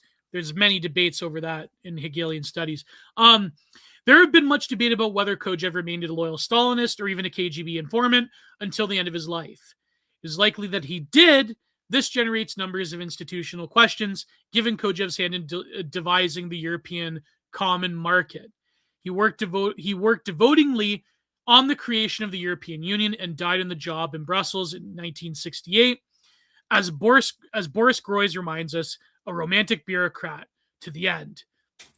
Excuse me. It generates theoretical ironies, too, given Kojève's role in the mythologization of post-Cold War liberalism. Indeed, we may ask, is the end of history Stalinism's last laugh? All right. Yeah, let me go. Yeah. Go down. Is the end of history stuff? That's a good question, though. It's a fair question. It's a fair question, but I think that it would require a bracketing of what Stalin was actually trying to do on the Eurasian steppe. And I think it ignores a lot of the... Like, obviously, if you're like a cultural conservative, you could say, like, yeah, this is very amenable to like a conservative narrative in America that like global liberalism is like a Stalinist project. But I do think that there are like complications with that in terms of the problem. Oh, sure, absolutely. Like you can't chalk everything up to some kind of rendition of like the Internationale. Yeah, cultural Marxism or whatever. Like it's Stalinism. Which so many of like the cat turds of the world will do. Exactly. And like Stalin was like overtly hostile to like what a lot of contemporary Marxists would view as their tradition that, you know, not ended in Trotsky. I mean, certainly Marxism had gone through a lot of permutations throughout the 70s with Althusser and other ones. And I think there was like a huge sentiment among like a lot of new where it was like, okay, we could do Stalinism, but like more heckin' wholesome Chungus and more liberal. And no, because like Stalin very much was a man of history, whether you agree with him or not. He was like operating on a very unique engine of history because he owned basically half the world at that point. Yeah. And I think that a lot of like the liberal pretensions always go so far theoretically, but then end up reverting to like this, you know, we have to like go and conquer people to preserve global liberalism. Like it's just the funny, like the very like academies. Well, that's the sacralization of democracy. Exactly. Yeah. Yeah. Like the sacralization is much different than how democracy is quote unquote inflicted in practice on different people. More interesting though, many may just be that Kojève looked to Napoleon and Stalin as immediately hard characters, tyrants if you like, who were committed to, quote, an extension in space of the universal revolutionary state, extension of space of the universal revolutionary state, or what he called the final global state. For him, the end of history was nothing but the total victory of the avant-garde of humanity, which he consistently traced back to the Jacobins and the Bonapartists. Triumph illusion. Do you want me to read, or do you want to keep going? I can keep going. Okay. What Kojève understood and what most doctrinaire liberals have misunderstood is that liberalism is not just the genteel negative ideology portrayed by a certain number of 19th and 20th century thinkers. Yeah, see, we already said it. It is a set of hard-edged abstract ideals that drive relentlessly towards a universal and homogeneous model of government and culture. To Fukuyama's great credit, he recognized this. The End of History, he wrote in 1989, is, quote, the universalization of Western liberal democracy as the final form of human government. And of course, a lot of people, in the new left would take umbrage with that, especially like post-colonial theory people. That's why they don't like Fukuyama. Even though you could say that like the Globe, NATO wave, like unironic neoliberal people, they've actually delivered more. Like they are kind of correct, even though I think they're going to fail in the end. And I think their hubris goes way beyond their actual measure, like their merit. But temporarily, they are correct in the sense when they say that we've actually delivered more victories for the left than like Marxoids or like far left, like identity Paul people. I don't think that's going to hold forever, though. I think their project's doomed to fail in a lot of ways. But temporarily, at the end of the 20th century, into the 21st century, they are kind of correct. They have given more victories to the left. At least temporarily, than like any like purist Marxist or other flavors of the revolutionary left, right?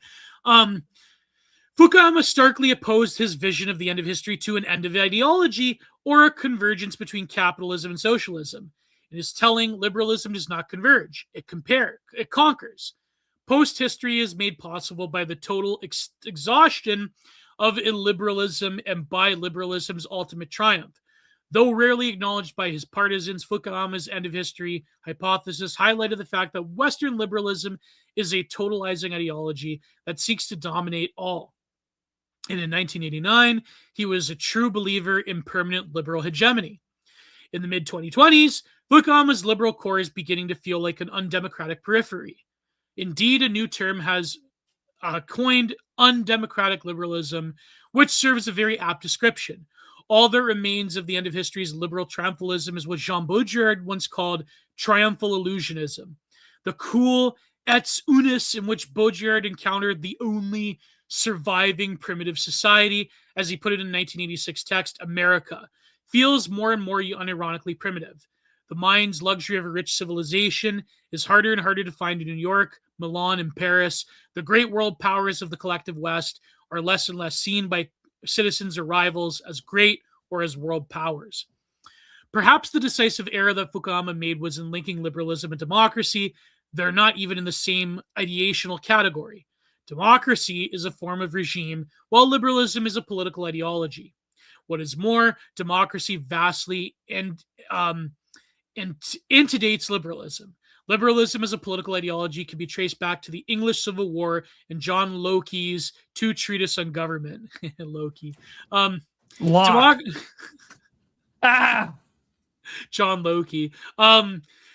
Democracy, on the other hand, can be John Locke liberal.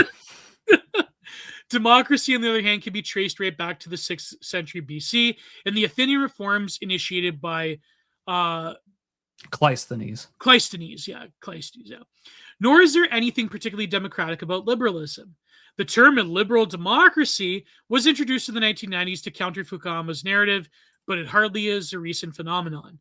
Historically, liberalism has been an elitist ideology. There was a moment there on the E-right around like 2020 where people were talking about like meritocracy can be based and eugenicist and blah, blah, blah. You had it for like 15 minutes in the early 20th century. Yeah, pretty much. You had it when it was progressives like Teddy Roosevelt and Madison Grant and Lothrop Stoddard. Yeah. Where you were like, actually, democracy is a white people thing, and it allows the like ethnic competition of the world to give whites the upper hand. And it's like, well, on one hand, that's technically true for the time, but like if you effectively erode racial consciousness away from it being a positive, and if you erode the culture of the people as well. Exactly, that disappears real quick. Yeah. Historically, I guess, like, I don't know, like the certain like journals online, they still talk about this. Liberalism has been an elitist ideology. Napoleon was no Democrat. He was a soy dissident emperor. If Napoleon were alive today and ruling France, Fukuyama's followers would call him a dictator. I think that's what they want Macron to be. They basically We want want our based Apollonian secular leader to restore Europa. Yeah, and like, permanently break up Russia. 2017 was a fun time.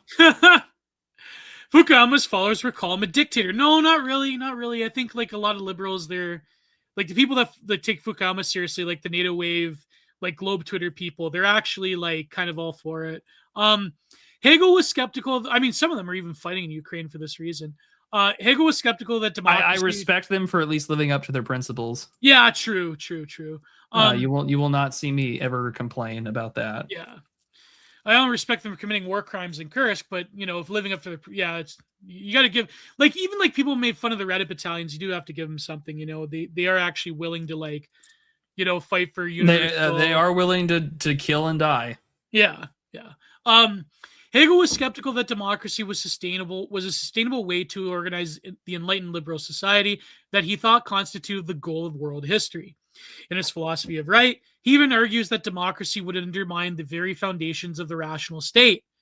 To hold that every single person, this is of course, harkening back to Plato, to hold every single person should share in deliberating and deciding on political matters of general concern on the ground that all individuals are members of the state, that its concerns are their concerns, and that it is their right what is done should be done with their knowledge and volition, is tantamount to a proposal to put the democratic element without any rational form into the organism of the state, although it is only in virtue of the possession of such a form that the state is an organism at all.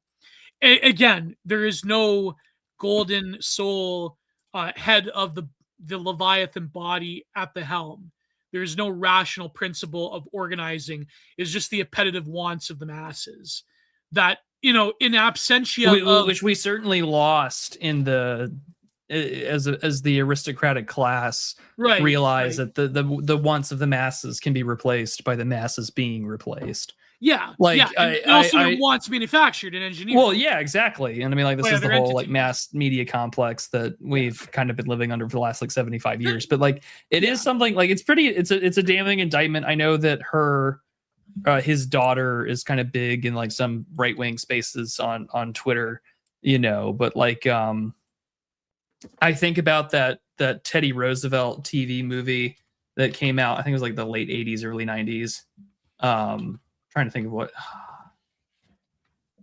who was it with? I think it was with Tom Berenger as the head. It was the Rough Riders, and Tom Berenger was the head. It was a TV miniseries. Who did it? You can watch the whole damn thing on TV. I'm just trying to think. Yeah, it was on TNT at the time. Chat, help me. Who was the director? It's gonna kill me if I don't remember it off the top of my head. Is that a CFL team, the Rough Riders? It is a sports team. That is right. Yeah. Winnipeg? Yeah. Is it Winnipeg? I think so. Winnipeg. I don't know. Rough Riders. I'm just trying to remember who directed the damn thing. It's Tom Berenger. Who directed the Rough Riders? No, he didn't direct it. He was the star.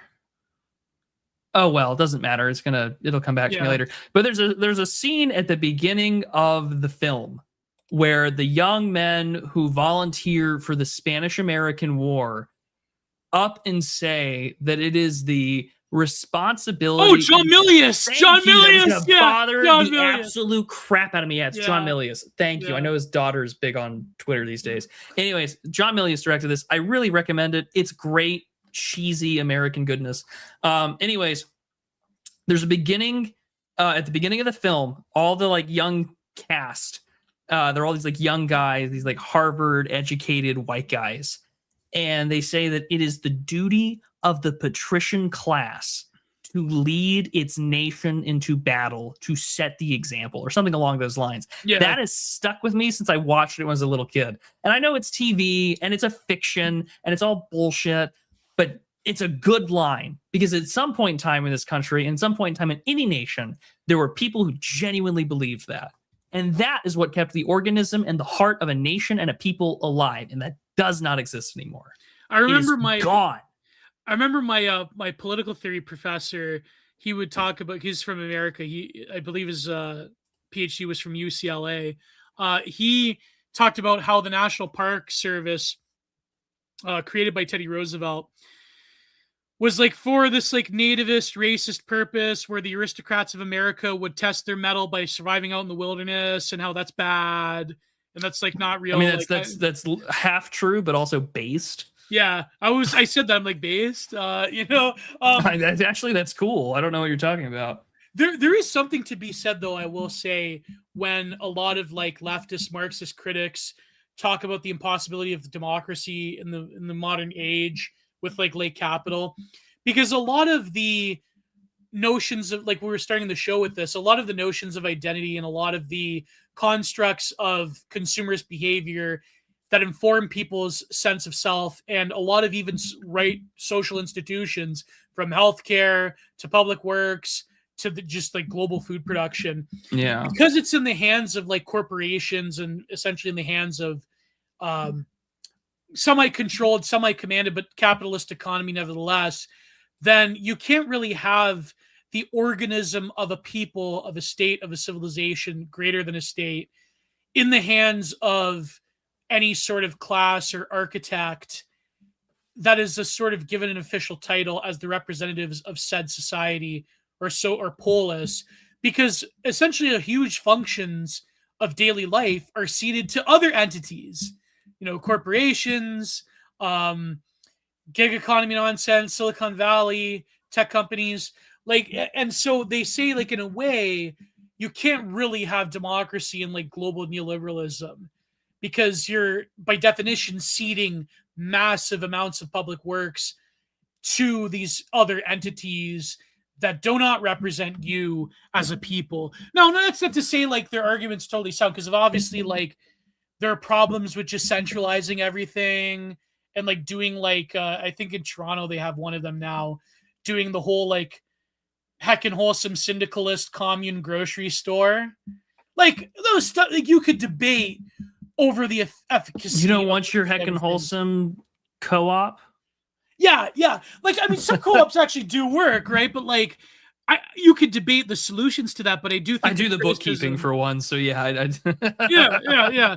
But that's what I mean. Like whole areas of public life, to which I also include our very consciousness and our sense of identity, have been ceded to other entities beyond what you elect allegedly representatively as on a state level, right? And so I think like they're not necessarily wrong when like these syndicalists and Marxists talk about how like late capital has voided democracy.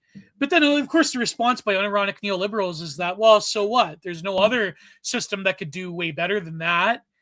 I mean, maybe the Chinese beg to differ, but not to say we're about to get to that with this essay. Yeah. So anyways, Western liberals stay in the government of China. Sorry, I totally avoided this section. It's okay. I can pick up from here if you want. Yeah, there you go. China. Also, go check your inbox. Liberalism is an ideology obsessed with bringing certain forms or appearances of equality to a society and then driving that society towards rationalization along liberal lines. It is only very recently, after the United States ascended to the status of world power after the Second World War, or World War XI if you're Ilhan Omar, that liberals have come to link their project with representative democracy. This seems like a highly contingent fusion. The actual ideological conflict between Western liberals today and the government of China has very little to do with democracy. It has everything to do, however, with liberalism. Interesting. Okay. As the months since February 2022 roll on and the cannons fire daily across eastern Ukraine, Westerners are becoming increasingly aware that a new core of non-Western states is starting to form. Whatever shape the system might take, new energy zones, trading blocks, strategic relationships, and so on, it signals a reawakening of the consciousness or Geist of the non-Western world. To put it in Hegelian terms, while the non-Western world has always existed in itself, it is again starting to exist for itself. Or in the Kojevian terms, it is both seeking and obtaining recognition. But however we choose to think of this moment, the non-Western world is evidently renewing its claim to a status that held until the zenith of Western power in the 19th and 20th centuries. An undisputed center of this re-emerging system of states is China. In the 1990s, of course, many Western liberals had thought that Deng Xiaoping's opening of the Chinese economy would lead to liberalism. They should have known that China has its own laissez-faire traditions, which in fact has influenced the West. I certainly remember up until I want to say like halfway through around 2012, 2013, it was a very popular thing to discuss when China rules the world, or how do we contain China, or how do we negotiate with China. And this was also as Xi Jinping was taking power, and he published his whole like manifesto / government plan that got translated and that you could buy on like Barnes and Noble bookshelves. I have a copy of it somewhere. For more than a century now, economic historians have noted French physiocrats' interests in Chinese policy, or what they took to be Chinese policy. Confucius formulated the idea that a virtuous ruler could rule by doing nothing, and a Confucian scholar bureaucrats knew that lessening the control over the people could function as a positive rule of governance. It is the Chinese principle of Wu Wei, or no action, that seems letting to be more likely. Wu Weibo, anyways, that seems to be echoed in a memorable conversation between the Dauphin of France and the economist Francois Quense, who then went to write a highly influential treatise titled Despotism in China. What would you do, Dauphin asked, if you were king? Quesnay's reply was nothing. The leading Western from behind. Lead from behind. As they say in Dao De Ching. The Western debt to Asia is largely forgotten. I don't know how much anyways. But the whole program of laissez-faire, laissez-passer seems to have been inspired by China's ancient notion of ruling by doing nothing. This presumably is why one of Quesnay's contemporaries dubbed him as the European Confucius. Well, I would say Wu Wei is more appropriate as letting be, or room making.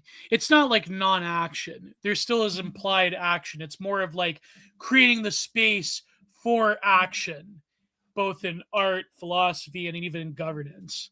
That's what the principle in the Tao Te Ching calls leading from behind, where I forget the exact number in the Tao Te Ching, but it says something along the lines of the ruler rules seamlessly without being detected. There's a sort of imperceptibility to rule, and he's like, at the end of the day, when the people, when a decision is made, when a thing is accomplished, the people say to themselves, "We did it together." And sort of there's like an impermanence. There's an imperceptibility to ruling because you've made space for that form of action. Which, I mean, I highly doubt if like the modern Chinese Communist Party operates under that principle, but I doubt it sincerely. They'll make their presence known. Don't worry about it. Oh yeah, it will be announced, or it will be something that you will see very obviously, I think. Yeah. It is worth remembering too what Adam Smith wrote in Wealth of Nations. China is a much richer country than any part of Europe. This was an aberration or a chance phenomenon? Not at all. China has been long one of the richest, that is, one of the most fertile, cultivated, most industrious and populous countries in the world.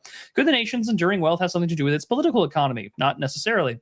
Skeptical of Quesnay's effusion, Smith credits China's wealth to the wisdom of nature more than the sagacity of Peking's commercial policy. But even if Smith is relative of a China skeptic, he took the country far more seriously in the late 18th century than did free trade ideologues at the close of the 20th.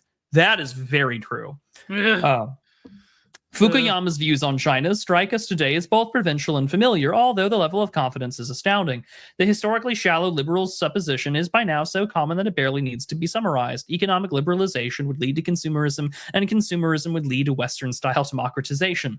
This was the hope. In 1989, Fukuyama seems almost to have been under the impression that China was already there. Quote, "The power of the liberal idea would seem much less impressive if it had not already infected the largest and oldest culture in Asia, China. The simple existence of communist China created an alternative pole of ideological attraction and as such constituted a threat to liberalism. But the past 15 years have seemed almost totally discrediting of Marxist-Leninism as an economic system. The various slowdowns in the pace of reform and campaigns against spiritual pollution and crackdowns on political dissent are more properly seen as tactical adjustments made in the process of managing what is an extraordinarily difficult political transition, yet the pull of the liberal idea continues to be very strong." End quote. Nice. Boy, what an optimistic phrase. We are hardly the first to know that Fukuyama seems to be a hardcore economic determinist, or dare we say a dialectical materialist. Wait, scroll up a little bit. The last phrase he said, the various slowdowns in the pace of reform, campaign against spiritual pollution, and crackdowns in political dissident, or more probably seen as... so this is Fukuyama writing this. Yeah, this is Fukuyama in 89. Made in the process of managing the extraordinary or 92. Political attention. Yeah, well, okay, here's the thing though. If you were a political economist looking at the Chinese situation in 1992, there's no way you don't think this. Exactly. That eventually it's going to happen. To a point where like this is still like I said earlier, like this was still an open part of discussion about how do we democratize China. Like you can read articles from like the Atlantic and the new, what is it, the New Nation or like, you could read these things back in a lot of like left-wing circles. Let me see. Leader of the CCP in 1990. Was it still Deng? No, it wasn't still Deng. Jiang Zemin, who was essentially a Dengist. So the thing is, though, they severely underestimated the whole like Dengist project, right? It wasn't like, this is what Zoomer Schopenhauer was saying a few weeks ago, the Strait of Size episode of Content Minded. Like, it wasn't that Deng was just like a reformer that let in like certain accoutrements of market economy. He was like a hardcore believing Maoist. It's just that he was operating like on a long enough time scale to where in the 1990s, China was making a lot of these different moves. Like during the Asian financial crisis, they were floating their currency to help out all these other Asian neighbors. Not that they did this out of the goodness of their own heart, but they were doing a lot of things behind the scenes that I think Western readers of the Chinese situation didn't really detect or know that well. By the time you get to like the 2000s, this whole notion was wrong because I'm not a China boo. I'm not a Weimao. I'm not like I love Xi Jinping. Although but also like democratization was like a lot of U.S. policy that was like meant to be the end. Because like you can go to Freedom House and look at freedom in the world China. From like this is a Department of Government artifact now. You can look it up. And it's just talking about like the history of the resistance in regards to like the National Human Rights Action Plan in 2009 and like just a lot of aid discrimination and how like they don't do things like we do. And China is a 7 on the political rights score, civil liberties 6. It's not a free country. And that we should be considering how to approach this forward. Well, I was going to make a joke that like any other interpretation about Gloria Xi Ping is historical nihilism. No, but anyways, I'm not like a Weimao, like I love Xi Ping, but there is a sense to be there is a logic there in that they managed to square the circle of having economic growth, having us more. I mean, well, the provinces are different, but like more or less a stable environment while not quote unquote liberalizing in a way that is autocratic, in a way that isn't like the whole like shock doctrine, liberal democracy is going to come in a can along with privatization and corporatization of the economy. They managed to do something that up until that point was in some ways, apart from smaller examples of like more right-wing countries, was like historically unprecedented. But like we were saying, like if you were someone who was a political economist and looking into the newly emergent open markets and globalization as it was taking hold in the dawn of the internet age, if you were like Francis Fukuyama, like you could say, we're going to do it. China, like final obstacle. And of course, Russia is another final obstacle, but Yeltsin's our guy. He's going to do it. Don't worry about it. Right. So if you were like in 1992, you thought this stuff was inevitable, but fast forward to what happened in the 2000s with the Chinese economic miracle, they evidently proved Fukuyama wrong. You don't need like shock doctrine neoliberalism to have economic growth and to have a command economy that actually produces things. And so, like I say, I'm not a China boo, but you got to give credit where credit's due. So they did a lot of bad things too. Don't get me wrong. They did a lot of objectively evil things, but sorry, go ahead, Pre. That was a long divergence, but I think an important. Oh, it's fine. It's fine. It's what we do on the show.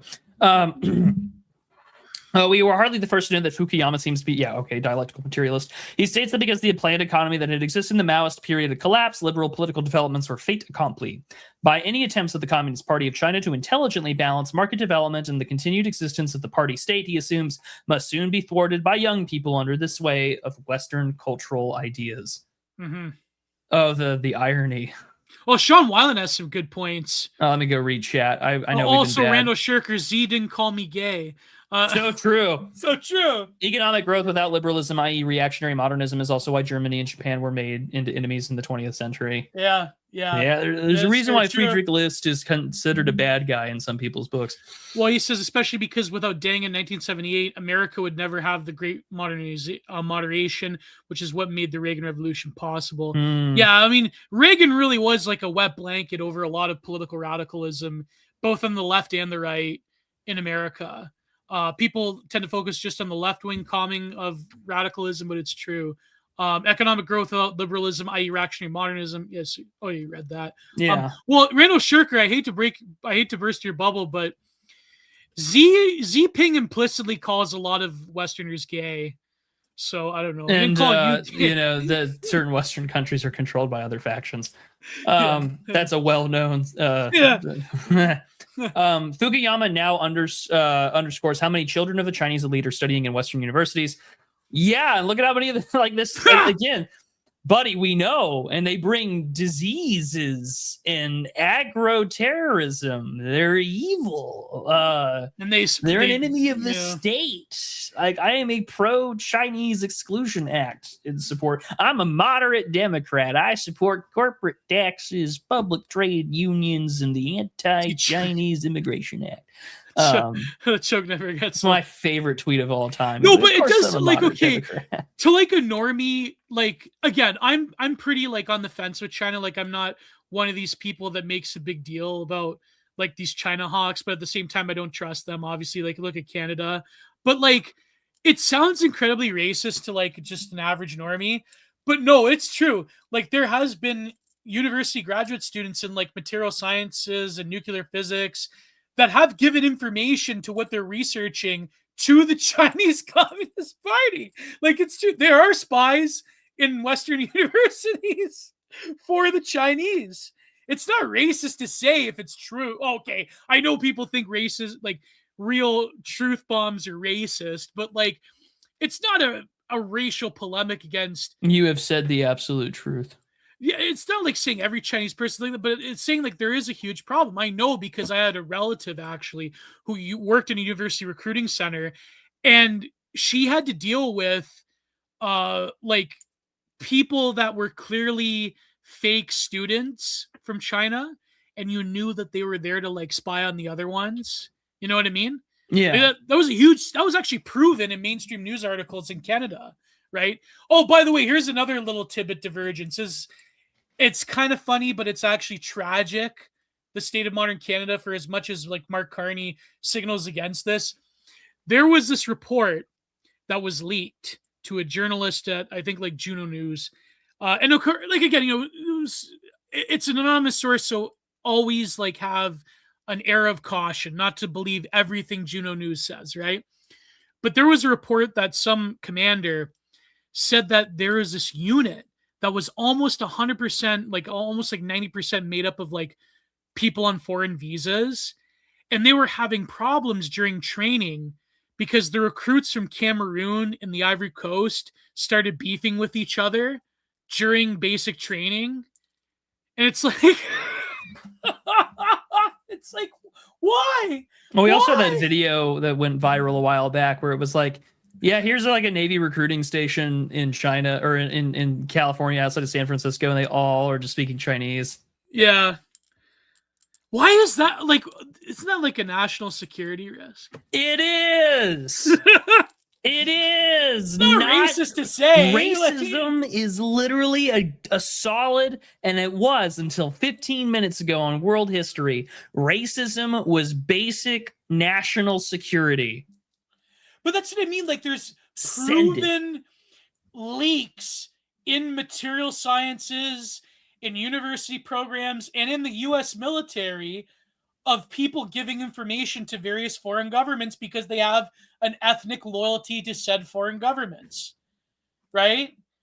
It's a proven thing. It's like it's this mainstream. If the fucking Atlantic was writing about it, it'd be acceptable, But like, because we're like, fringe Stairs and podcasters, Lothrop Stoddard. Such as the Chinese, by the way, multiple governments have, had agents and their secret police formatting stuff, yeah, or they want to like give benefits to soldiers that fight for other armies. In particular, there was that bill. Did you see that, Prude? No, I didn't. I'm not joking. There was a bill that they wanted to extend U.S. military benefits for soldiers that fight in the IDF. Oh my! It was like some Republican from. It was like 2 Republicans from some, I forget, North Dakota. Well, I'm glad, yeah, something like that. It's never gonna pass, but Chinese nationals are working as Navy nukes right now. Geo is the eternal ethno-guessy. I haven't gotten to the point where I can nail the ethno-guesser thing, but like, I'm afraid it's just like one giant data collecting thing, and I'm like, I don't want to play. It is. I'd probably like do really good at it, but I don't want to play. Was there some connection to like? There's got. I'm sure there is. I do not know. I'm not going to speculate because I don't. There's some parapolitics person. Let me look this up. Like I said, I'm sure you're probably right. I'm just not gonna publicly accuse anyone. I'm not saying baseless things. So we're near the end of the article, I think. Yeah. Or we may not be actually. This is longer than I thought. I don't know. We might finish it. We might finish it and then get to the super chats. All right. So we'll scroll back up and we'll get to it. So here we go. On the other hand, it scarcely needs to be said that the Western current system is failing to deliver on its promises, especially for the young. No shit, you've replaced them. Within recent memory, most Western citizens sincerely believed with Fukuyama that liberal capitalism is the ne plus ultra of political and economic life on Earth. Today, it is hard to deny that China and certain other illiberal states appear to have gone, in certain more important respects, plus ultra. Whether we like it or not, liberal thought and culture no longer dominate the horizon. Potentially, at least on the world stage. In China, Hegel and Kojève still have a philosophical cachet, but Fukuyama is seen as crude imperialist thinker. His views are regarded as objectively discredited. Rather than concern themselves with the now collapsing ideology of liberalism, Chinese intellectuals and party officials prefer to ask civilizational questions, as you always should. Yeah. The Maoist period has been observed into the historical canon, not without a little bit of hand-wringing in the eyes of China's intellectual class or set on the future. What will China be a half century from now? A lot smaller. There is no doubt it will be rich. In many ways, it already is. There's no doubt that it will be mighty, even for now. Its might can be debated, but not denied. What will be the end goal of this great state and the economy that the Chinese have built? It's a good question. That is a very good question, because China has experienced. That's the question we've been grappling with in the West since, like, 1975. Well, yeah, but they have experienced an economic retraction. They probably can't replicate the Great Miracle again. But in terms of their position on the global economy, especially if the Strait of Hormuz business is not settled pretty soon, I mean, that's also... Well, we did get Indonesia to sign a defense pact with us for the Straits of Malacca. So, I mean, only time will by tell. the way, I'm not being racist, okay?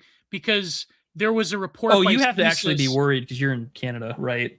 Right. But in terms of Chinese influence... It was actually a report by the Canadian government, by CSIS, that they were uniquely worried about universities in Canada. And these findings were reported in places like the Walrus. You know what the Walrus is? The Walrus is the Canadian dollar store version of like Jacobin magazine. Okay? So like, I'm not being like this like paranoid conspiratoid racist when I say that Canadian universities are like under a unique threat of like Chinese spies. It's just my own government's intelligence agencies have confirmed this, right? So yeah. Oh fuck! I pressed the wrong emoji to you, Prude. Oh well, that's. I did the you woo. Lol. Okay. There you go. I wouldn't have been surprised. Anyways, it seems that the conscious goal of the Chinese state is to fuse the cutting edge of future technological development with the singularly rooted past of its civilization. There's an enormous interest in Confucian and other classical texts and a stated conviction that fine traditional Chinese culture can offer a deeper rationale to the still advancing Chinese way of life. That's true. In many ways, Confucian philosophy is admirably suited to the modern Chinese state and endorses a sort of rule by intellectuals that is effectively the system under the current Communist Party bureaucracy. Oh, I agree. These people, like, they're serious business. There's, like Neo-Confucianism. No, well, I mean, like a lot of people that run the CCP and Z himself, like these are serious dudes. They're not like they're not fucking clowns. If you're a leftist, you should be like, wow, these are the only guys killing billionaires. No, it's true. They like corrupt billionaires. They have like a higher body count than any like left-wing terrorist in the West. Like these are serious dudes intellectually. Even like they're not. That's what I mean. Like, you can't discredit these people the way that you could just like hand wave away a lot of like leaders that we're accustomed to, which is like a fucking gong show. But anyways, go ahead, Prude. However shocking it might seem to liberal Westerners, Hegel is echoing a centuries-old European cliche when he writes this. China has therefore succeeded in getting the greatest and best governors to whom the expression Solomonic wisdom might be applied. All the ideals of princes in princely education, which have been so numerous and varied since the appearance of Francois Philémon's Télémaque in 1699, are realized here.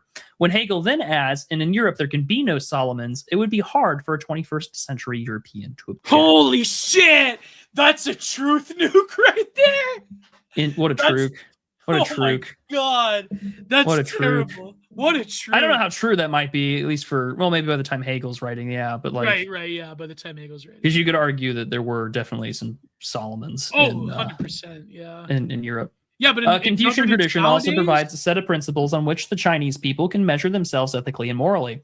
Now, Hegel was himself a rather severe critic of Confucian culture. He concedes the Chinese civil machinery is perfect and notes that its state administration has consistently astonished Europeans.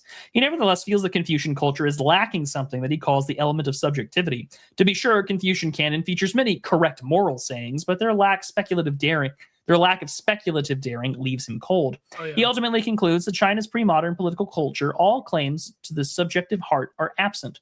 Perhaps that we could say Confucianism is neither personal nor deep. Well, you see, to Hegel, that was a weakness, but then to Schopenhauer, in a lot of ways, that was a strength. I was about to say, yeah. A really sharp contrast, considering Schopenhauer writes quite a bit on Confucianism. Oh, yeah. But what matters here is that that Hegel knew and can remind us that his own negativity towards the Eastern sage was not the Western norm. On the contrary, as Hegel notes in the early 19th century, I'm sure I'm pissing somebody off with how I'm pronouncing his name. Quick, get those e-girls over here. Get Tenchiana over here. We should interview e-girls over here. Oh, imagine if we interviewed Tenchiana. I don't know who that is. The Hegelian e-girl. We've got one rule. There are 2 e-girls that are allowed on this podcast, Dale Cooper. You've got 2 options. You can have Helen Andrews or Kat D. There's no other choice. Now get me my coffee. And get Rosenfeld in here. Those are the only 2 e-girls I'm willing to interview or talk to on this show. Catherine D. and the delightfully Teutonic autist Helen Andrews. Oh, what about Aiden Paladin? That'd be a good fit. Actually, okay, there are 3 e-girls I'm willing to talk to. And I say that because she's one of my mutuals. Oh, my God. My God. Anyways. Emergency Girls. There you go. Emergency Girls. That's a great Substack title right there. Emergency Girls. What was the... Hold on. There's this whole thing nowadays called weird girl literature. You heard about this? No. Okay, it's a trip. There's this one chick on YouTube that talks about weird girl fiction. See, no. The essay, you should just call it the e-girl instrumentality project. Because then you've got the weebs interested. There you go. Hold on, I'm going to tweet that out before I let that thought go away. Rent an e-girl, slice of life e-girl anime. There's probably some anime where an e-girl project. Okay. I had to just go send that thought out there. That was too good not to use. Chad, is there an anime where there's like an e-girl that's like a Twitch streamer or like I feel like didn't we cover Perfect Blue on this show? That's kind of like being an e-girl, yeah. Just a thought. Just a thought. Yeah. Anyways, Hegel notes in the early 19th century, Chinese morality, since Europeans have become acquainted with it in the writings of Confucius, has obtained the greatest praise and proportionate attention from those who are familiar with the Christian morality. It was not only Western Christians who saw similarities in Confucian morality. We read firsthand reports that some of Hegel's Chinese contemporaries thought that Jesus and Confucius were alike, with the one being intended for Europe, the other being intended for China. Some New Agers believe this, by the way. Yeah. It is today the Brussels Mandarin class, far more than party members in Beijing, who would be upset to hear that Jesus is intended for Europe. Yeah, no shit. No shit, eh? Yeah. Yeah. Somewhere in Brussels, Jesus is for no one. Carrying on. Meanwhile, as the Chinese look west, they see instability and chaos, especially immigration. And the desire to just destroy themselves. With that in view, and of course being destroyed by outside forces that come from within. Some more of Hegel's words echo through. In his lecture on philosophy of history, Hegel writes, history must begin with the empire of China, for it is the oldest of which history gives us any report. Indeed, China's principle is of such substantiality that it is at once the oldest and the newest of this empire. The oldest and the newest. Could there possibly be a better description of what China is currently trying to create? That is certainly the image that the Chinese sell themselves on. Yeah, that's Xi Jinping's notion of history as well. Yes, certainly old, but also new. Yeah. Do you want to read? Yeah. I was gonna say, like, it would kind of be like, in a way, it would be kind of like Shameless. Like, it would be like totally Eurasianist, but like maybe we should review. There it is. Maybe we should review what's that guy's name? Huan Huning, America Against America. That could be America. That could be a dire episode right there. America versus America. Yeah, it was a book written by the Chinese, Wang Huning, who's just currently he's currently one of the 7 members of the Politburo Standing Committee and the chairman of the National Committee on the Chinese People's Political Consultative Conference. And has talked about his experience. Oh, you can just write this whole You can just go read it right now. Yeah. Oh, yeah. Like Logo Daedalus added to the list. It's great. Added to the list. I just downloaded it. Release date 1991. Do you know 349 page? Oh my god. You know Professor Zhang? Yeah, we're not interviewing him, Gio. We're not interviewing him. No, I know, but like that's basic. He's like too high up there. He's basically like a bastardized version of that guy of America versus America. Yeah. He's like the like Wikipedia page of like America versus America. Anyways, the question of re-civilization. Whoa, he mentions Carlyle. Scarcely anyone today would argue that the future of China is a liberal one. Rather, its future is civilizational. China's, they are in the multipolarity podcast, the civilization state idea. China's not seeking to abolish or suppress its ancient civilization. It aims to revive its traditions and integrate its past with the society of the future. This is a total repudiation of the West's failed end of history mentality. It is a conscious reassertion of history and a strategic embrace of cultural memory. Furthermore, it is a recognition that outwardly of truly eschatological realm, there is no end of history. For atheists, history ends with the last human being dies or ceases to be human. Benatar, Thomas Ligotti.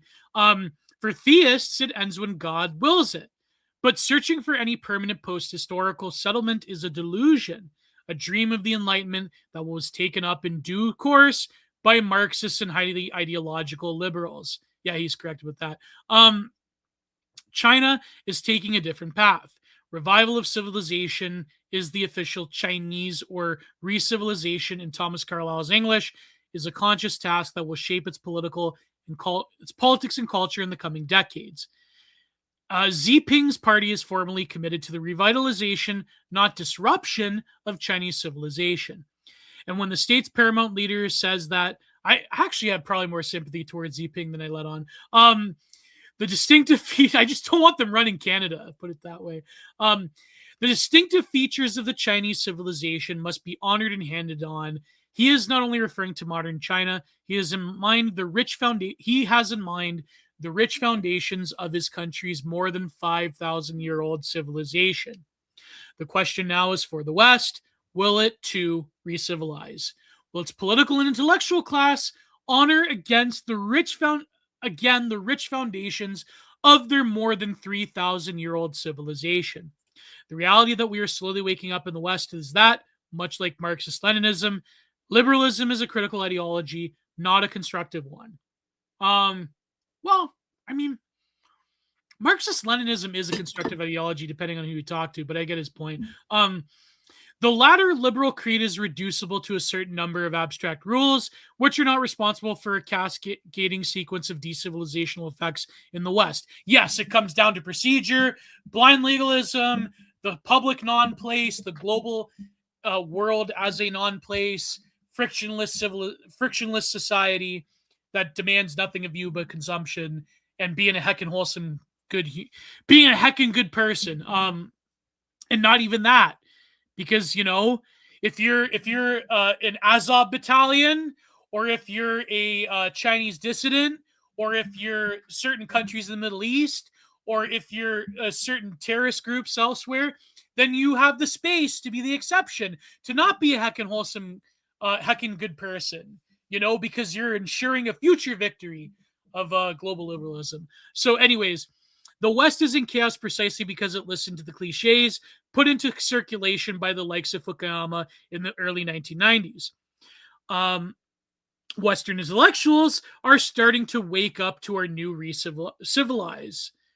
starting to wake up to our need to re-civilize. They're doing so completely independently and for very different reasons than their counterparts in China. But they're waking up all the same. While the main roots of Chinese civilization lie in the traditions of Confucius and his acolytes, the source of our eccentric culture is a complex legacy of Greek philosophy, Roman law, and Christian religion. Westerners who hope for re-civilization, often have a nostalgic view of what it might look like. They often seem to assume the modern developments, both technological and governmental, will simply vanish as society re-civilizes, and that we will then return to the insularity of old school village life. But this seems extremely unlikely.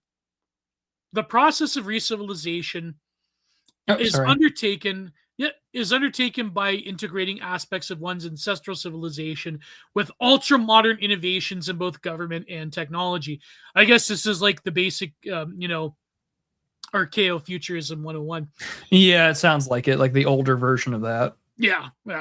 While libertarian conservatives in the West decry state bureaucracies, the Chinese intelligentsia has realized that these bureaucracies are themselves the tools by which we can inculcate civilization.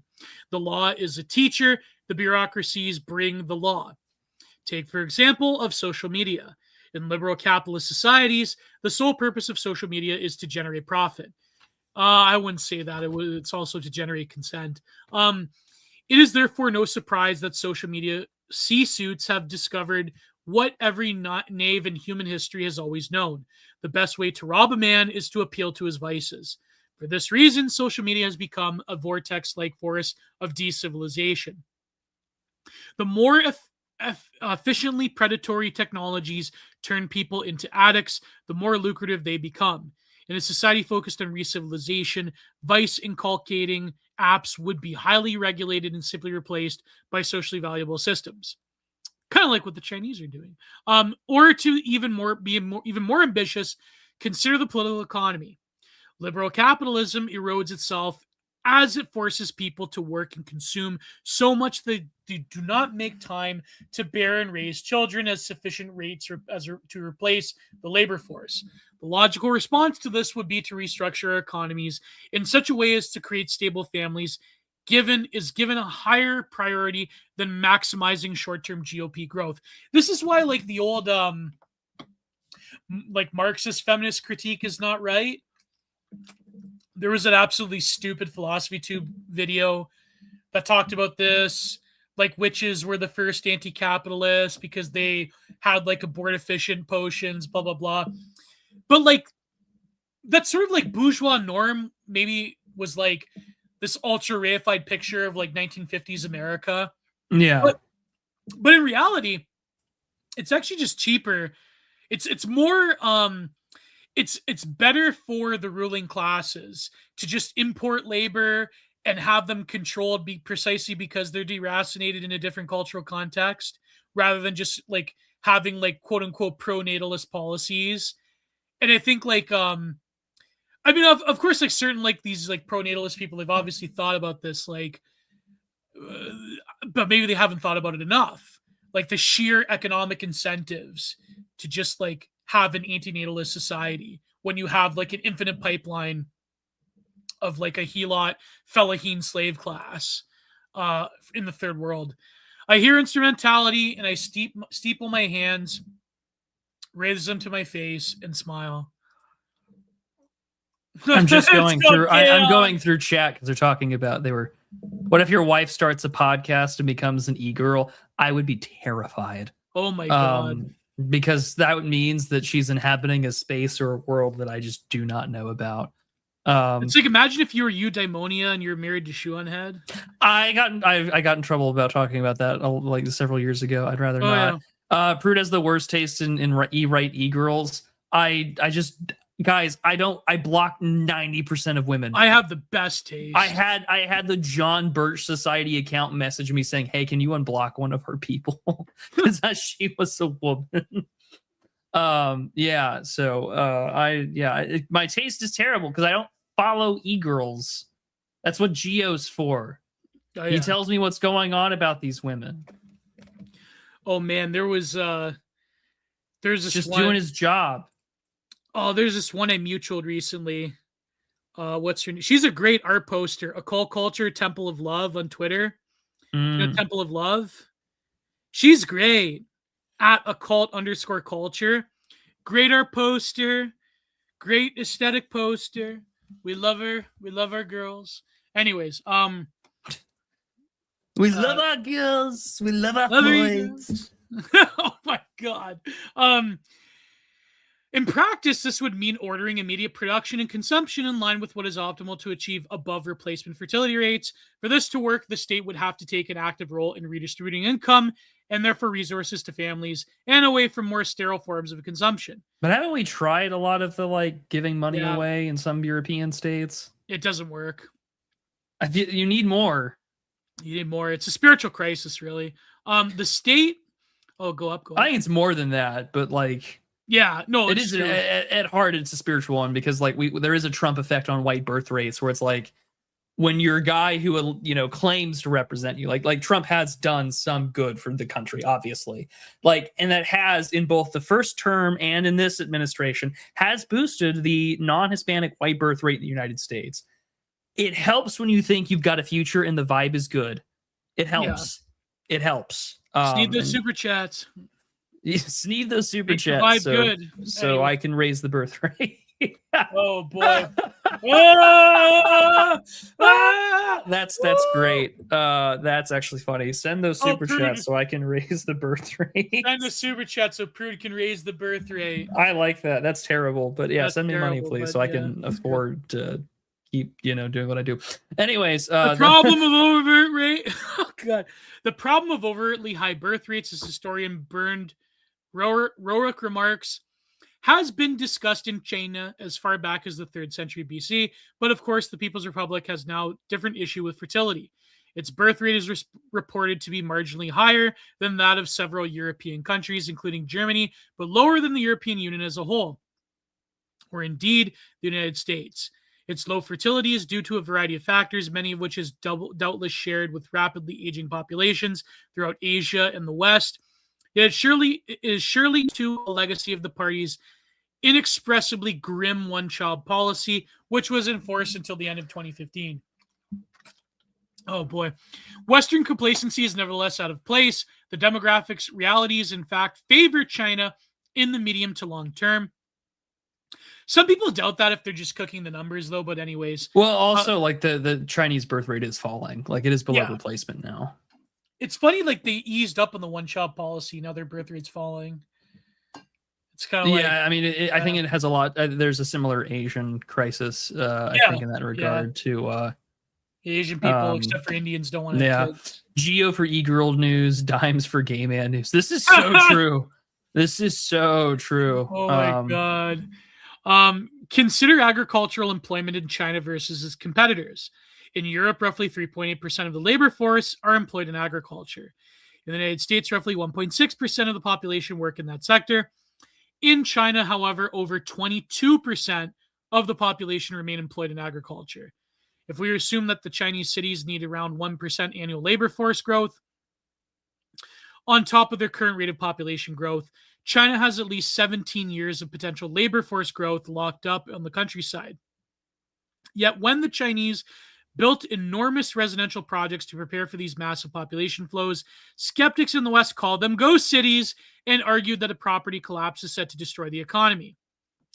I mean, they have destroyed a lot of those things. Right. Well, they restructured, but I think it wasn't like a huge economic crisis collapse. Like a lot of that was like Westoid Cope. I'm waiting for Sean to chime in and chat. Then there's the question of natalist policies, which we have mentioned as part of a re-civilization program. Is becoming increasingly clear that every advanced country will be forced to deploy natalist policies or face long-term economic collapse. The fact that matters most for Western observers is therefore not, as they might hope, that China's fertility is historical low. Rather, the salient fact is that China's centrally promulgated anti-natalist policy has been reversed after decades of strict enforcement. Xi Jinping now speaks openly about the nation's birth rate as a strategic concern. Fertility is now treated coolly and deliberately as a matter of national, not immigrational, and civilizational significance. Beijing frames its program of national rejuvenation as a core element of its revival of civilization. These are systematically linked objectives. In other words, China is transforming itself into pro-natalist civilization state. Nothing like this. Let's take a look at Chinese TFR in the last 5 years. Let's see. As of 25 to 2026, the lowest levels globally at 0.98 to 1.09. Despite the relaxation of policies to a 3-child limit in 2021. Whoa! Number of births dropped in 2025 to 7.92 million, a steep decline.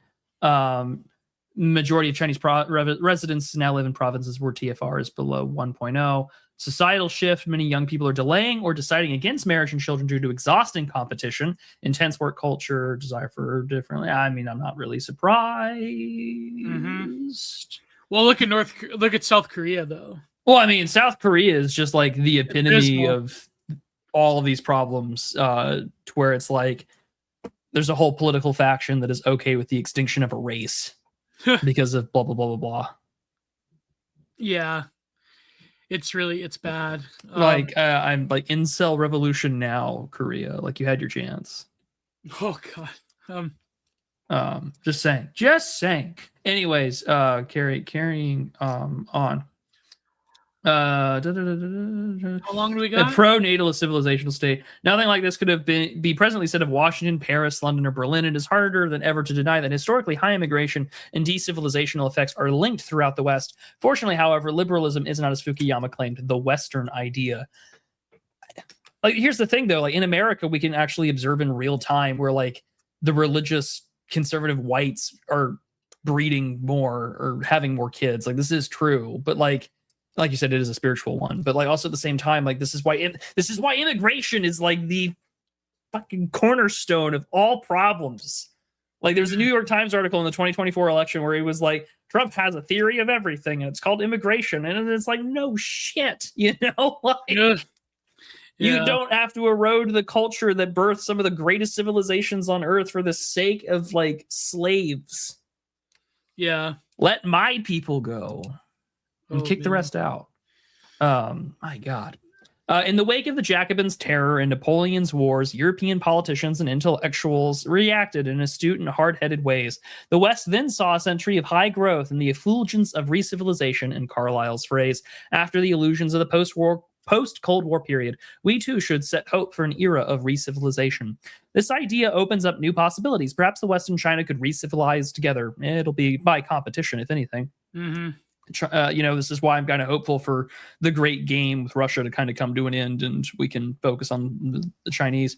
Perhaps these two civilizations, the oldest and the newest, to vary Hegel's meaning, could cease to view each other as rivals. That's not going to happen. No. A view which is more popular in Washington than Beijing, yeah, because it's conciliatory, and could begin to recognize that they are both committed to the same positive historical process, a process that is world historical but not universal and homogenous, a consciously historical process in which civilization states can be recognized as such, and in which historically committed cultures can live together in harmony. Maybe this vision is just what we need to draw the West back into history.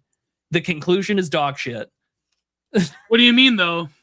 You're not going to get. I mean, it is important for us to re-civilize. I wish it would happen. I wish we could be friends. This is a pipe dream, because this is not. At the end of the day, the Chinese government knows that like this conciliatory nature is coming from a position that we know that they are a rising hegemon.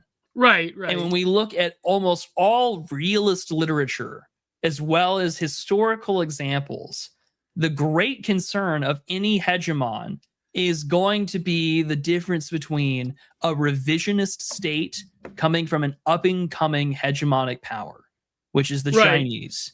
Usually that leads to conflict. Or if you're lucky, rational choice theory bears out, and you can have some sort of model in which indicates they're willing to make some concessions. I think that's where the US is going.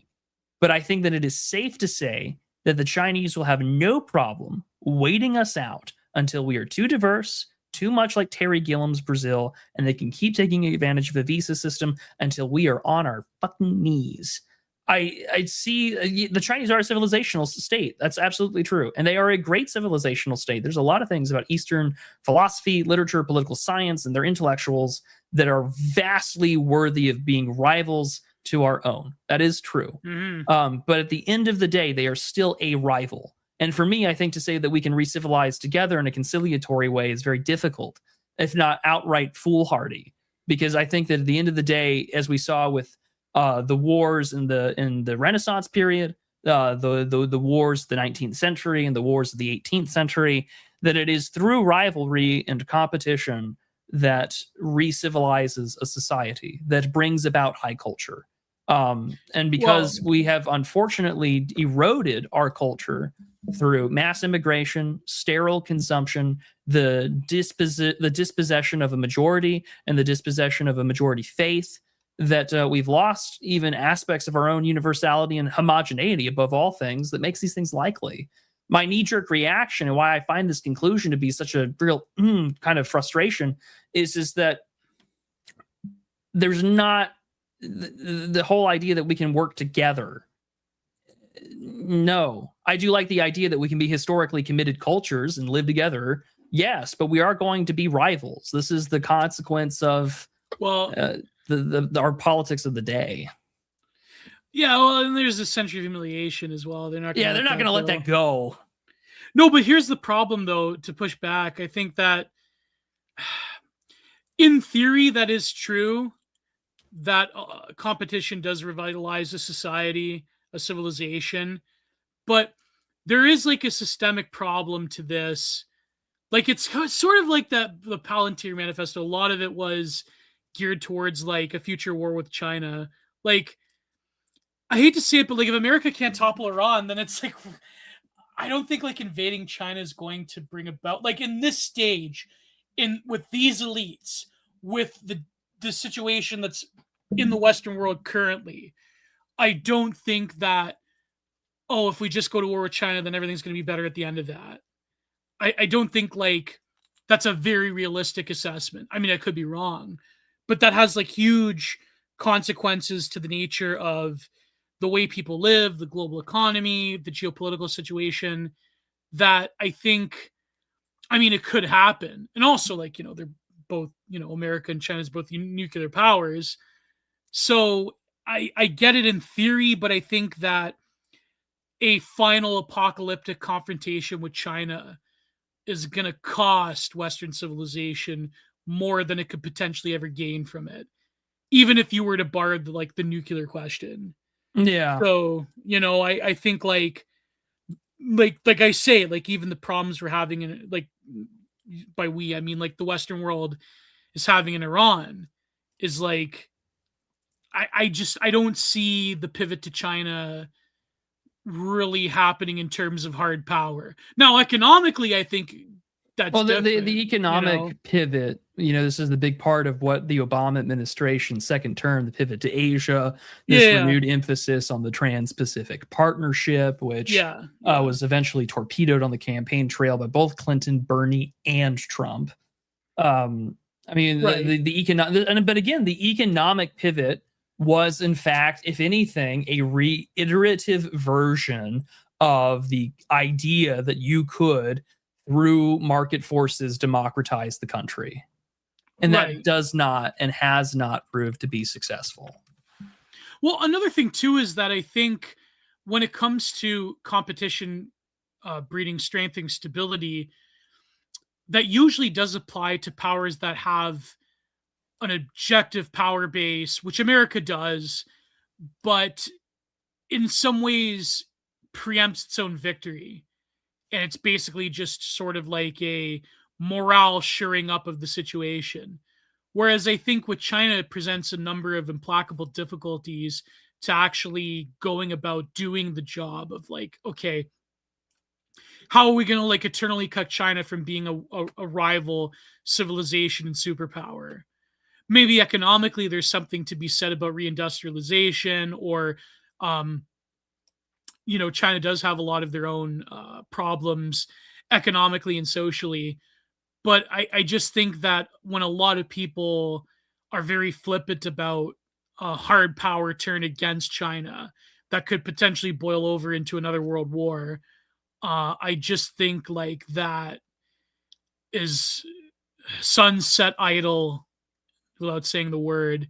Oh no, and I don't even mean like it's going to be a hard conflict. Like I'm not advocating that we go to war over Taiwan next year. But my point is that natural rivalry is usually what generates growth. And I mean, you can say for better or for worse, with all the evil and bloodshed and the disgusting things that America and the Soviet Union did during the Cold War, the unprecedented level of technological innovation and developments that came out of both of those cultures is something to consider.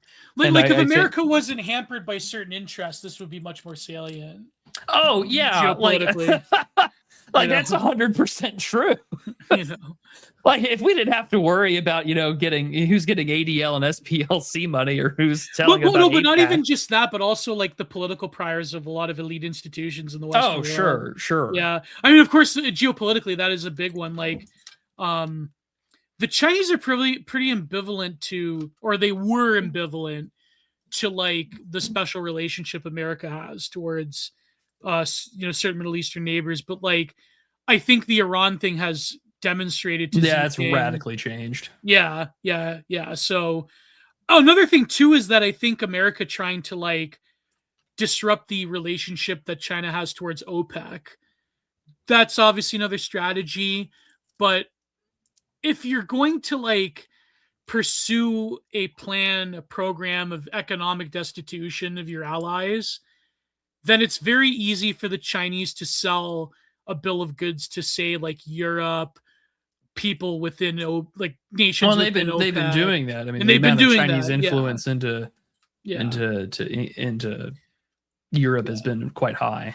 Yeah, so I think I know like the conclusion is very like flowery multipolarity, like hey, like like Duganite, like hey, we can fight global Satanism together. But like it does ignore like were it so easy. If only it were so easy, yeah. And it does ignore the motivations of both elites in the West and in China. And I think like, but I will say that I think the Chinese would be more conciliatory given different circumstances. I don't think they have as many ideological hangups as a lot of power brokers in the West do. And I think that's obviously been a selling point to various countries in Africa and other Asian nations, and even to Europeans. But I think that, a lot of allies in the Western world that are allies to like the global American empire, they've had to be by implicit cajoling China skeptic. for a variety of like legitimate and illegitimate reasons. But I think that skepticism will go by the wayside. Like, I don't know, a lot of European elites obviously view China as like, okay, they're supporting Russia, so they're bad. But if like times get really tough economically, I think that skepticism towards China, towards the BRIC nations as a whole, will sort of like start to go by the wayside, which from the perspective of Washington isn't necessarily good. But that's a whole other issue, obviously. But you never know. Like, you never know what will happen in the future. It might be worth talking to these guys and getting a review or a back to the this idea and see what they think now. That's a good idea. I'm totally open to having that conversation. But the Europeans view China as a counterweight to Russia.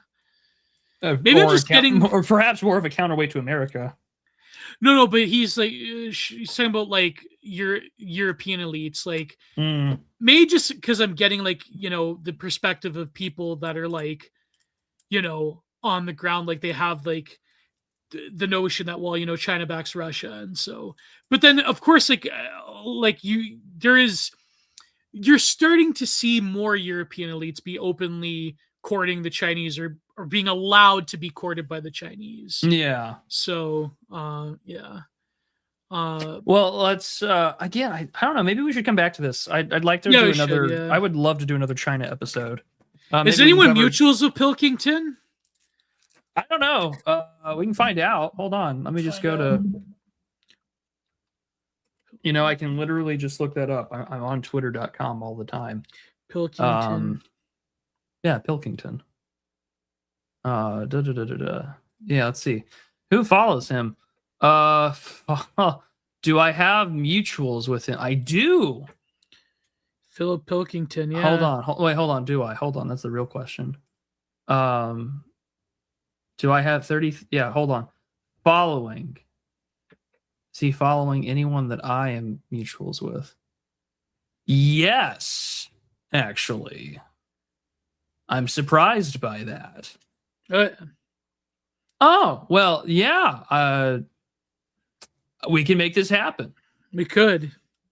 Let me just go talk to Faraz real quick over at the Lotus Eaters. What are the odds? He also follows Jim Jatras. That's really interesting. Look at that. Okay.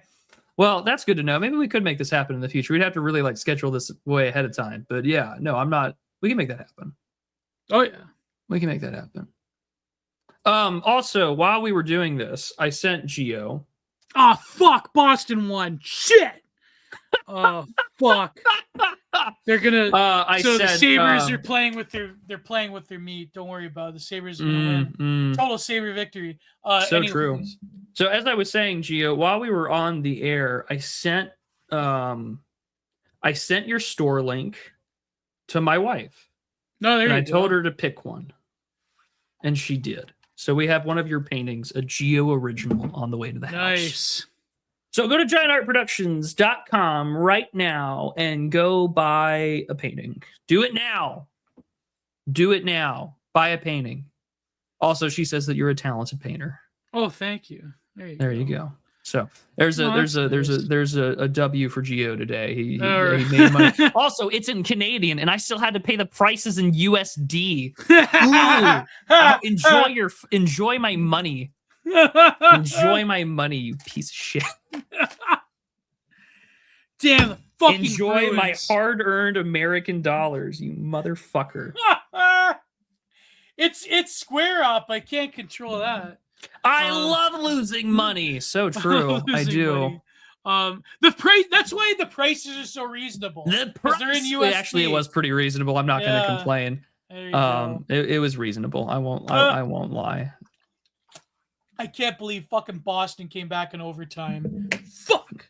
Anyways, not a good day for Geo heads. Now. But it is a good day. It's a good day, but it's not a good day. I mean, I hope the Sabres go all the way. If not the Stars, but the Stars got a pretty huge uphill battle though. Stars eliminating. Yeah. Sounds like a line from Mao. Pretty reasonable price.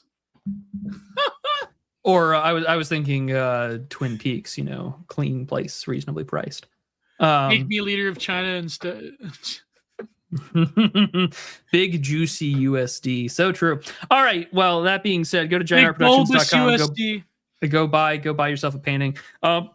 You can support me via subscribestar.com/thepotentialist. You can use that lovely QR code below and use the your ability to support my work and all that I do as a long-time recurring guest as low as $2 a month or $1.99 via YouTube channel memberships while I still have them.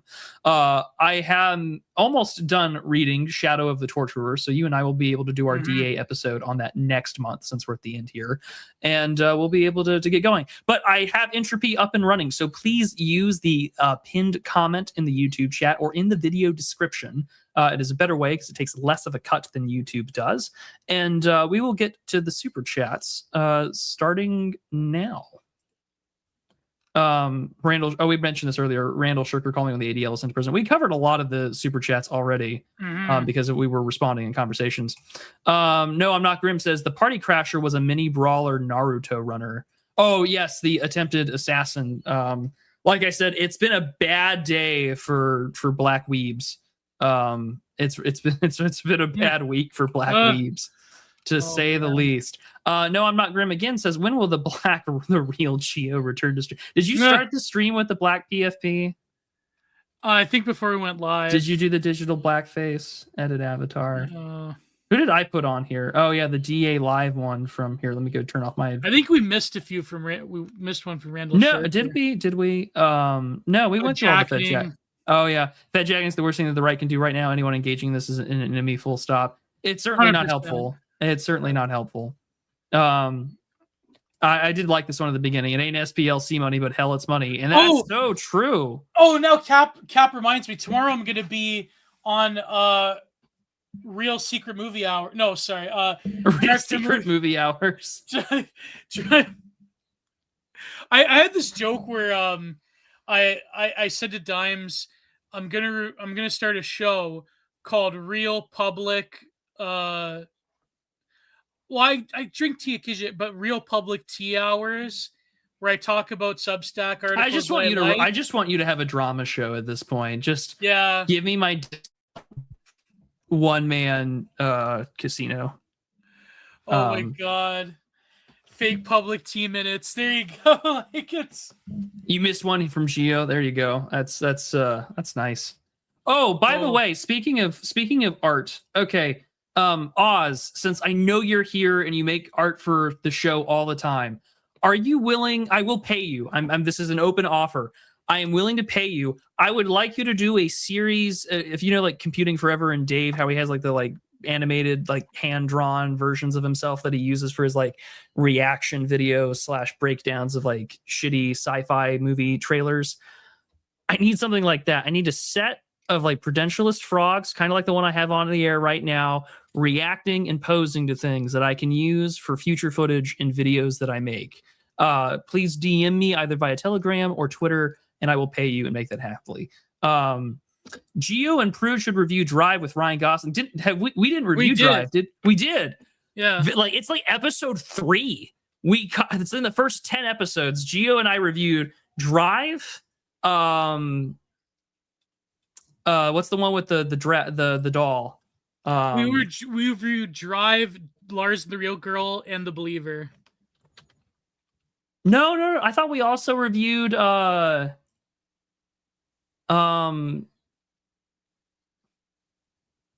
The Place Beyond the Pines.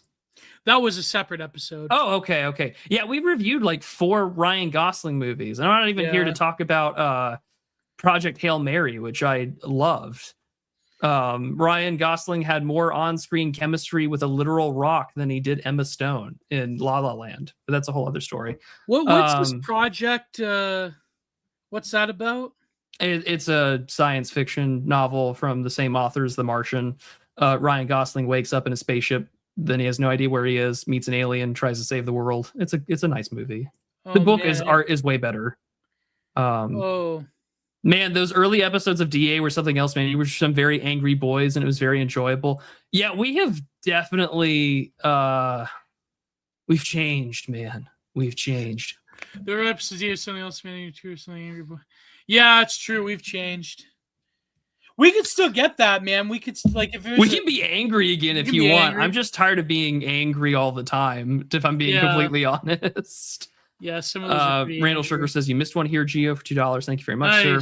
No, I'm not grim. Fart jacketing, because let's be honest, it smells. I'm good with jokes. I'm good with jokes. Is there any entropy ones? Yeah, there's quite a few entropy ones. So nice. We will start at the very top from our good friend Mr. Charlie Mackey for a very generous $25. Thank you very much. That's very generous of you. He says, good evening. I hope that you are both doing well. It's nothing special or new, but it is wild and disheartening to see the people I know and knew from my childhood celebrating the assassination attempt on Trump for ideas and policies I consider pretty milquetoast. Troubling, but it justifies my own beliefs. Ain't that the truth? Yeah,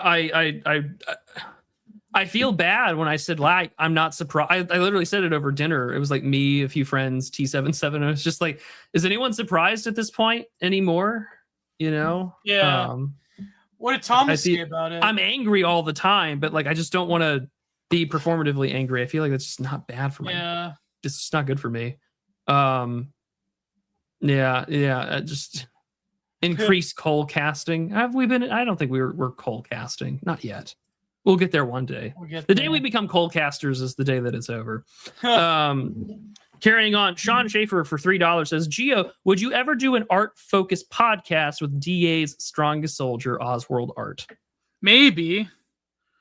Well, there you go. Yeah. Could happen. All righty. Also, our good friend Seneca for $10. We're back to Missouri lore. So this is a long-standing super chat tradition. Seneca always sends us history tidbits about the state of Missouri.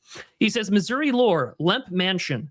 Lemp Mansion was built by the Lemp family, L-E-M-P, in St. Louis in the 1860s. They were brewery barons, and the mansion served as their home and headquarters. However, the entire family died in various tragedies after the business fell apart. Their home and its caverns are considered to be very haunted. Let's go. Well, now I got to go. I love Missouri lore. It's honestly some of my favorite parts of the show.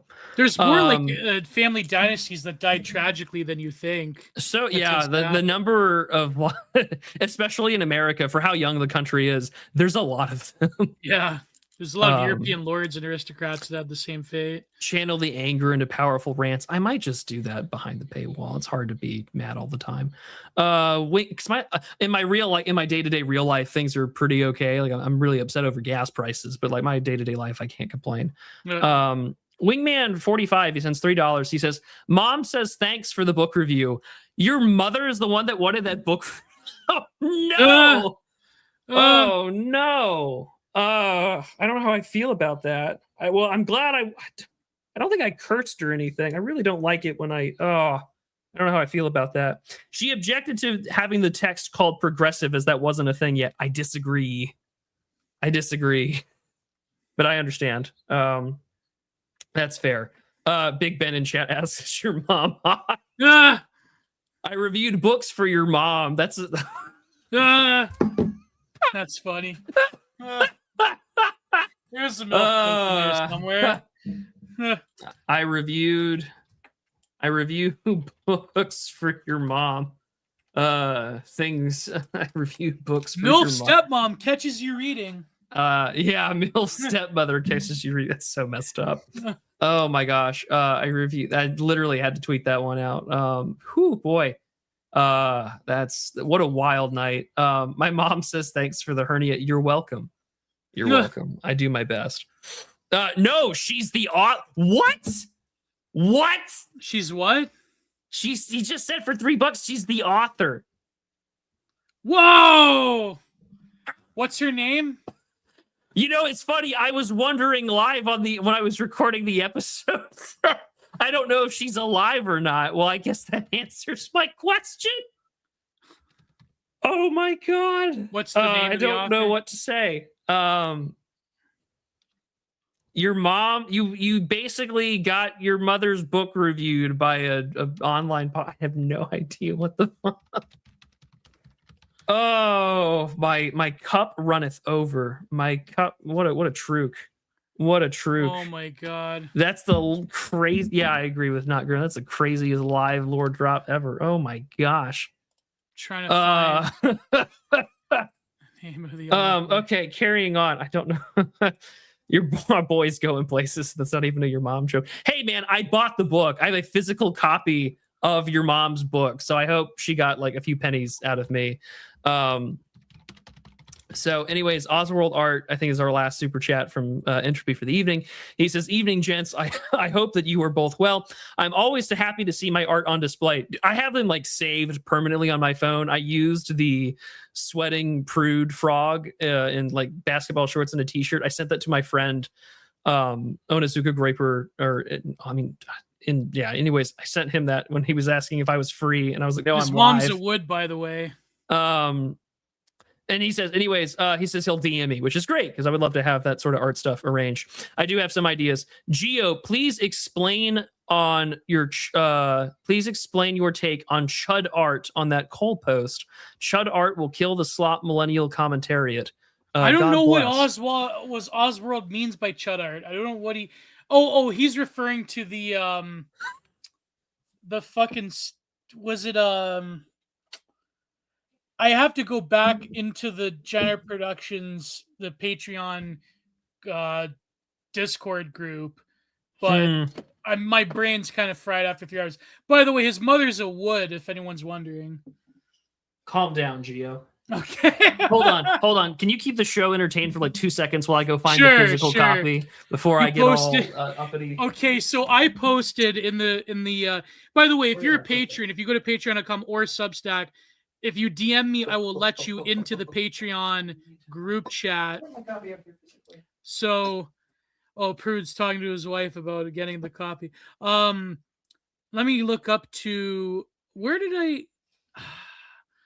was it? It was this like stupid. Oh yeah, there we go. So it was the painting of like Trump with his fist in the air after Butler, but then someone put the Reza Pahlavi like royal Iranian flag behind it, and there's like someone waving, and I'm like, this is like conservative kitsch. This is terrible. Or is it in my no? Mitra Hizapori. Not. And then Oswald said, all right, I say all this because okay, you follow Revenant Geo Shilling as Patreon finally. Yeah, that's so true. Reverend was saying that to this painting of Trump, with the current crop of the chuds, I would actually prefer that this not to happen. Overtly political and preachy art. So he's saying with the whole like right-wing art discourse that always sparks up. Overtly political and preachy art was what made wokeness so infamously annoying and blew its cover, so to speak. I would rather see chuds make subtly political or apolitical art. And then I posted that stupid Trump painting with the Reza Pahlavi flag in the background. I said, this is the problem with the quote unquote right-wing art like thing. And then Oswald excoriates me saying, millennials hate boomer slop and hate them, the chuds. You get what you deserve. This is actually exact sentiment that creates such art. God's Not Dead exists because every boomer father told their chud son that art is not for them. The millennial commentary is trying to kill the wellspring of true art. They don't care that LARP can be refined with time, because they know if chud artist grows that no one on Twitter will pay attention. No, Reverend wasn't saying like don't pursue art. He's just saying that don't have a mirror image reflection of like kitsch liberal art. And like the boomer issue of like the boomer parent, like even though he was a hippie that dropped acid at Woodstock, he discouraged his son or his daughter from pursuing art, is a separate issue. He wasn't saying that. Oswald. All right. He wasn't saying. He was saying that chuds should make art that isn't overtly preachy or lends itself to this like McNaughton kitsch painting of like, you know, Trump crossing the Potomac or something. Like that's what he was saying. He's not look at the original post you responded to. All right, Gio. so just to make a quick thing, I'm literally turning on my camera to prove a point. Oh! I own a physical copy of the book. I'm not crazy. I did find a PDF, however, on Z Library. So to answer Wingman's point, go. she doesn't have a PDF out there, which means you pirated it. I did. I found it on Z Library, but I got it a physical copy. So you can tell your mother I own a physical copy of her book. I hope she got a few pennies out of it. No. I hope you're happy. There I had you to go. make a point. I had to face Frog for like 2 seconds, just for that purpose. Prude, you left for 2 minutes. We're at DEF CON 5. Actually, DEF CON 5 is like pretty good for content. Is actually pretty good. Okay, let me look. Did he reply? He didn't say that. He didn't say. Are we that. talking about the Revenant art take? If you misunderstand, I'm saying that if you make it too overt and direct that you're direct, many such then you undermine your own objective. All art does have a message of some kind, but the artist bears responsibility for how the message lands. He's not saying don't do art. I don't get, like, Oswald, I don't get what you're saying. He's not, it's not true. It didn't happen. I did not. You get that reference, Prude? You there, Prude? That was a reference to The Room. I did not. You remember that? Where is Prude? Are you there? Uh-oh. Anyways, Clarence Thomas said that guy never followed me for some reason. What is subtle art? Well, it wasn't the example I posted, Osworld. It wasn't that. Oh my gosh. Oh, face fact for your mom, name one. Yeah, it's so true. Oh my gosh. Oh, hi, Mark. True. Well, thanks, Wingman, for like I presume that's your mother's like maiden name, but I hope you didn't just like dox yourself partially. Wait, Cap, you've never heard of The Room? Wait, Cap's never seen The Room? Oh my god. You're kidding, right? Whoa. That's crazy. I can't believe it. Oh, hi, Mark. That's a new one for me. Clarence Thomas 777 doesn't follow you. I've heard of 4 Rooms with Antonio Banderas. Cap, I can't believe it. You have to look up Tommy Wiseau, The Room. Yeah. It's the perfect anti-movie. It's a disgusting anti-movie. Yeah. No, thank you. Now I don't have to read it. That may be the best part out of all of this. Oh my god! He totally wage cucked his mom right there. You should watch The Room. Anyways. I can't believe you've never. Yeah, hold on. Tommy, how do you spell it? Wiseau. Yeah, hold on. Oh my god, Clarence Thomas 777 is in the chat. Yeah, he's been in the chat. Crazy shit to follow people. Yeah. No. There you go, Tommy Wiseau. I used to see him on like obese goth Twitter Spaces. Yeah. Okay, Wigman, but do you even read? No, we read so he doesn't have to. That's the whole point of the show. Review books for your mom. I'm sure his mother's a sweet lady. I hope so. I feel kind of bad. Wow. Okay. You didn't tear it to pieces, did you? No. Well, I had some criticisms of it, but like there was a lot about the concept of material history and culture that I man, this is awkward. Yeah, just a little bit, just a tad. It's a little bit awkward. No, so anyway, no, I'm a patron of the arts here. Well, that's so true.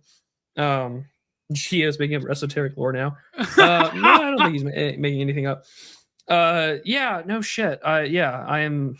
Okay, I was hoping to trick Gio into explaining the plot of The Room. Okay, the plot of The motherfucker Room is you know what? Just for that. No, we're done.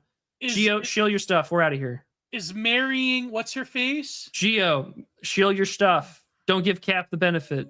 Okay. Shill. We're out of here. All right. GiantProductions.com.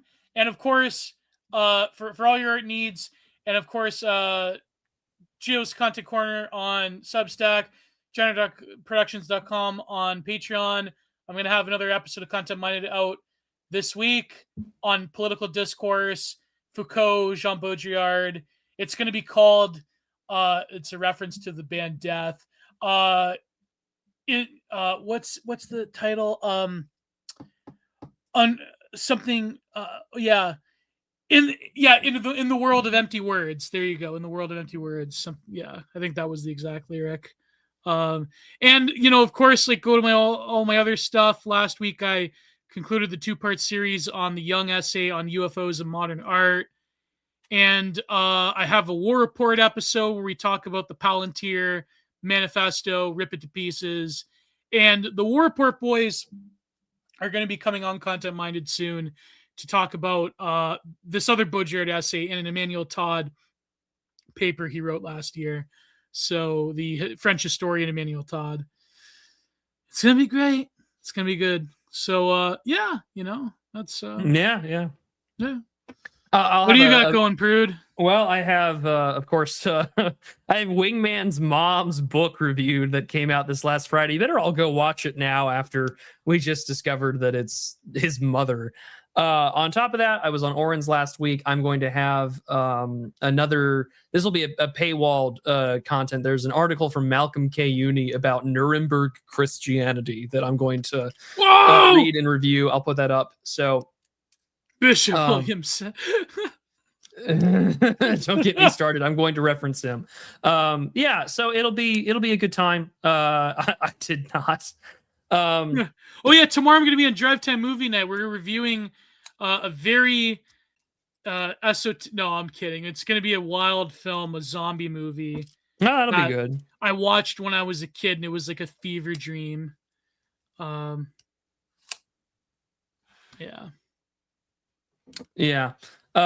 So that being said, we will be live next week on Gio's channel, and we will be carrying on from there. God knows what we'll be doing, but it'll be live on Gio's channel. Nice. God bless. We'll see you next week. Goodbye. Too sweet. See ya.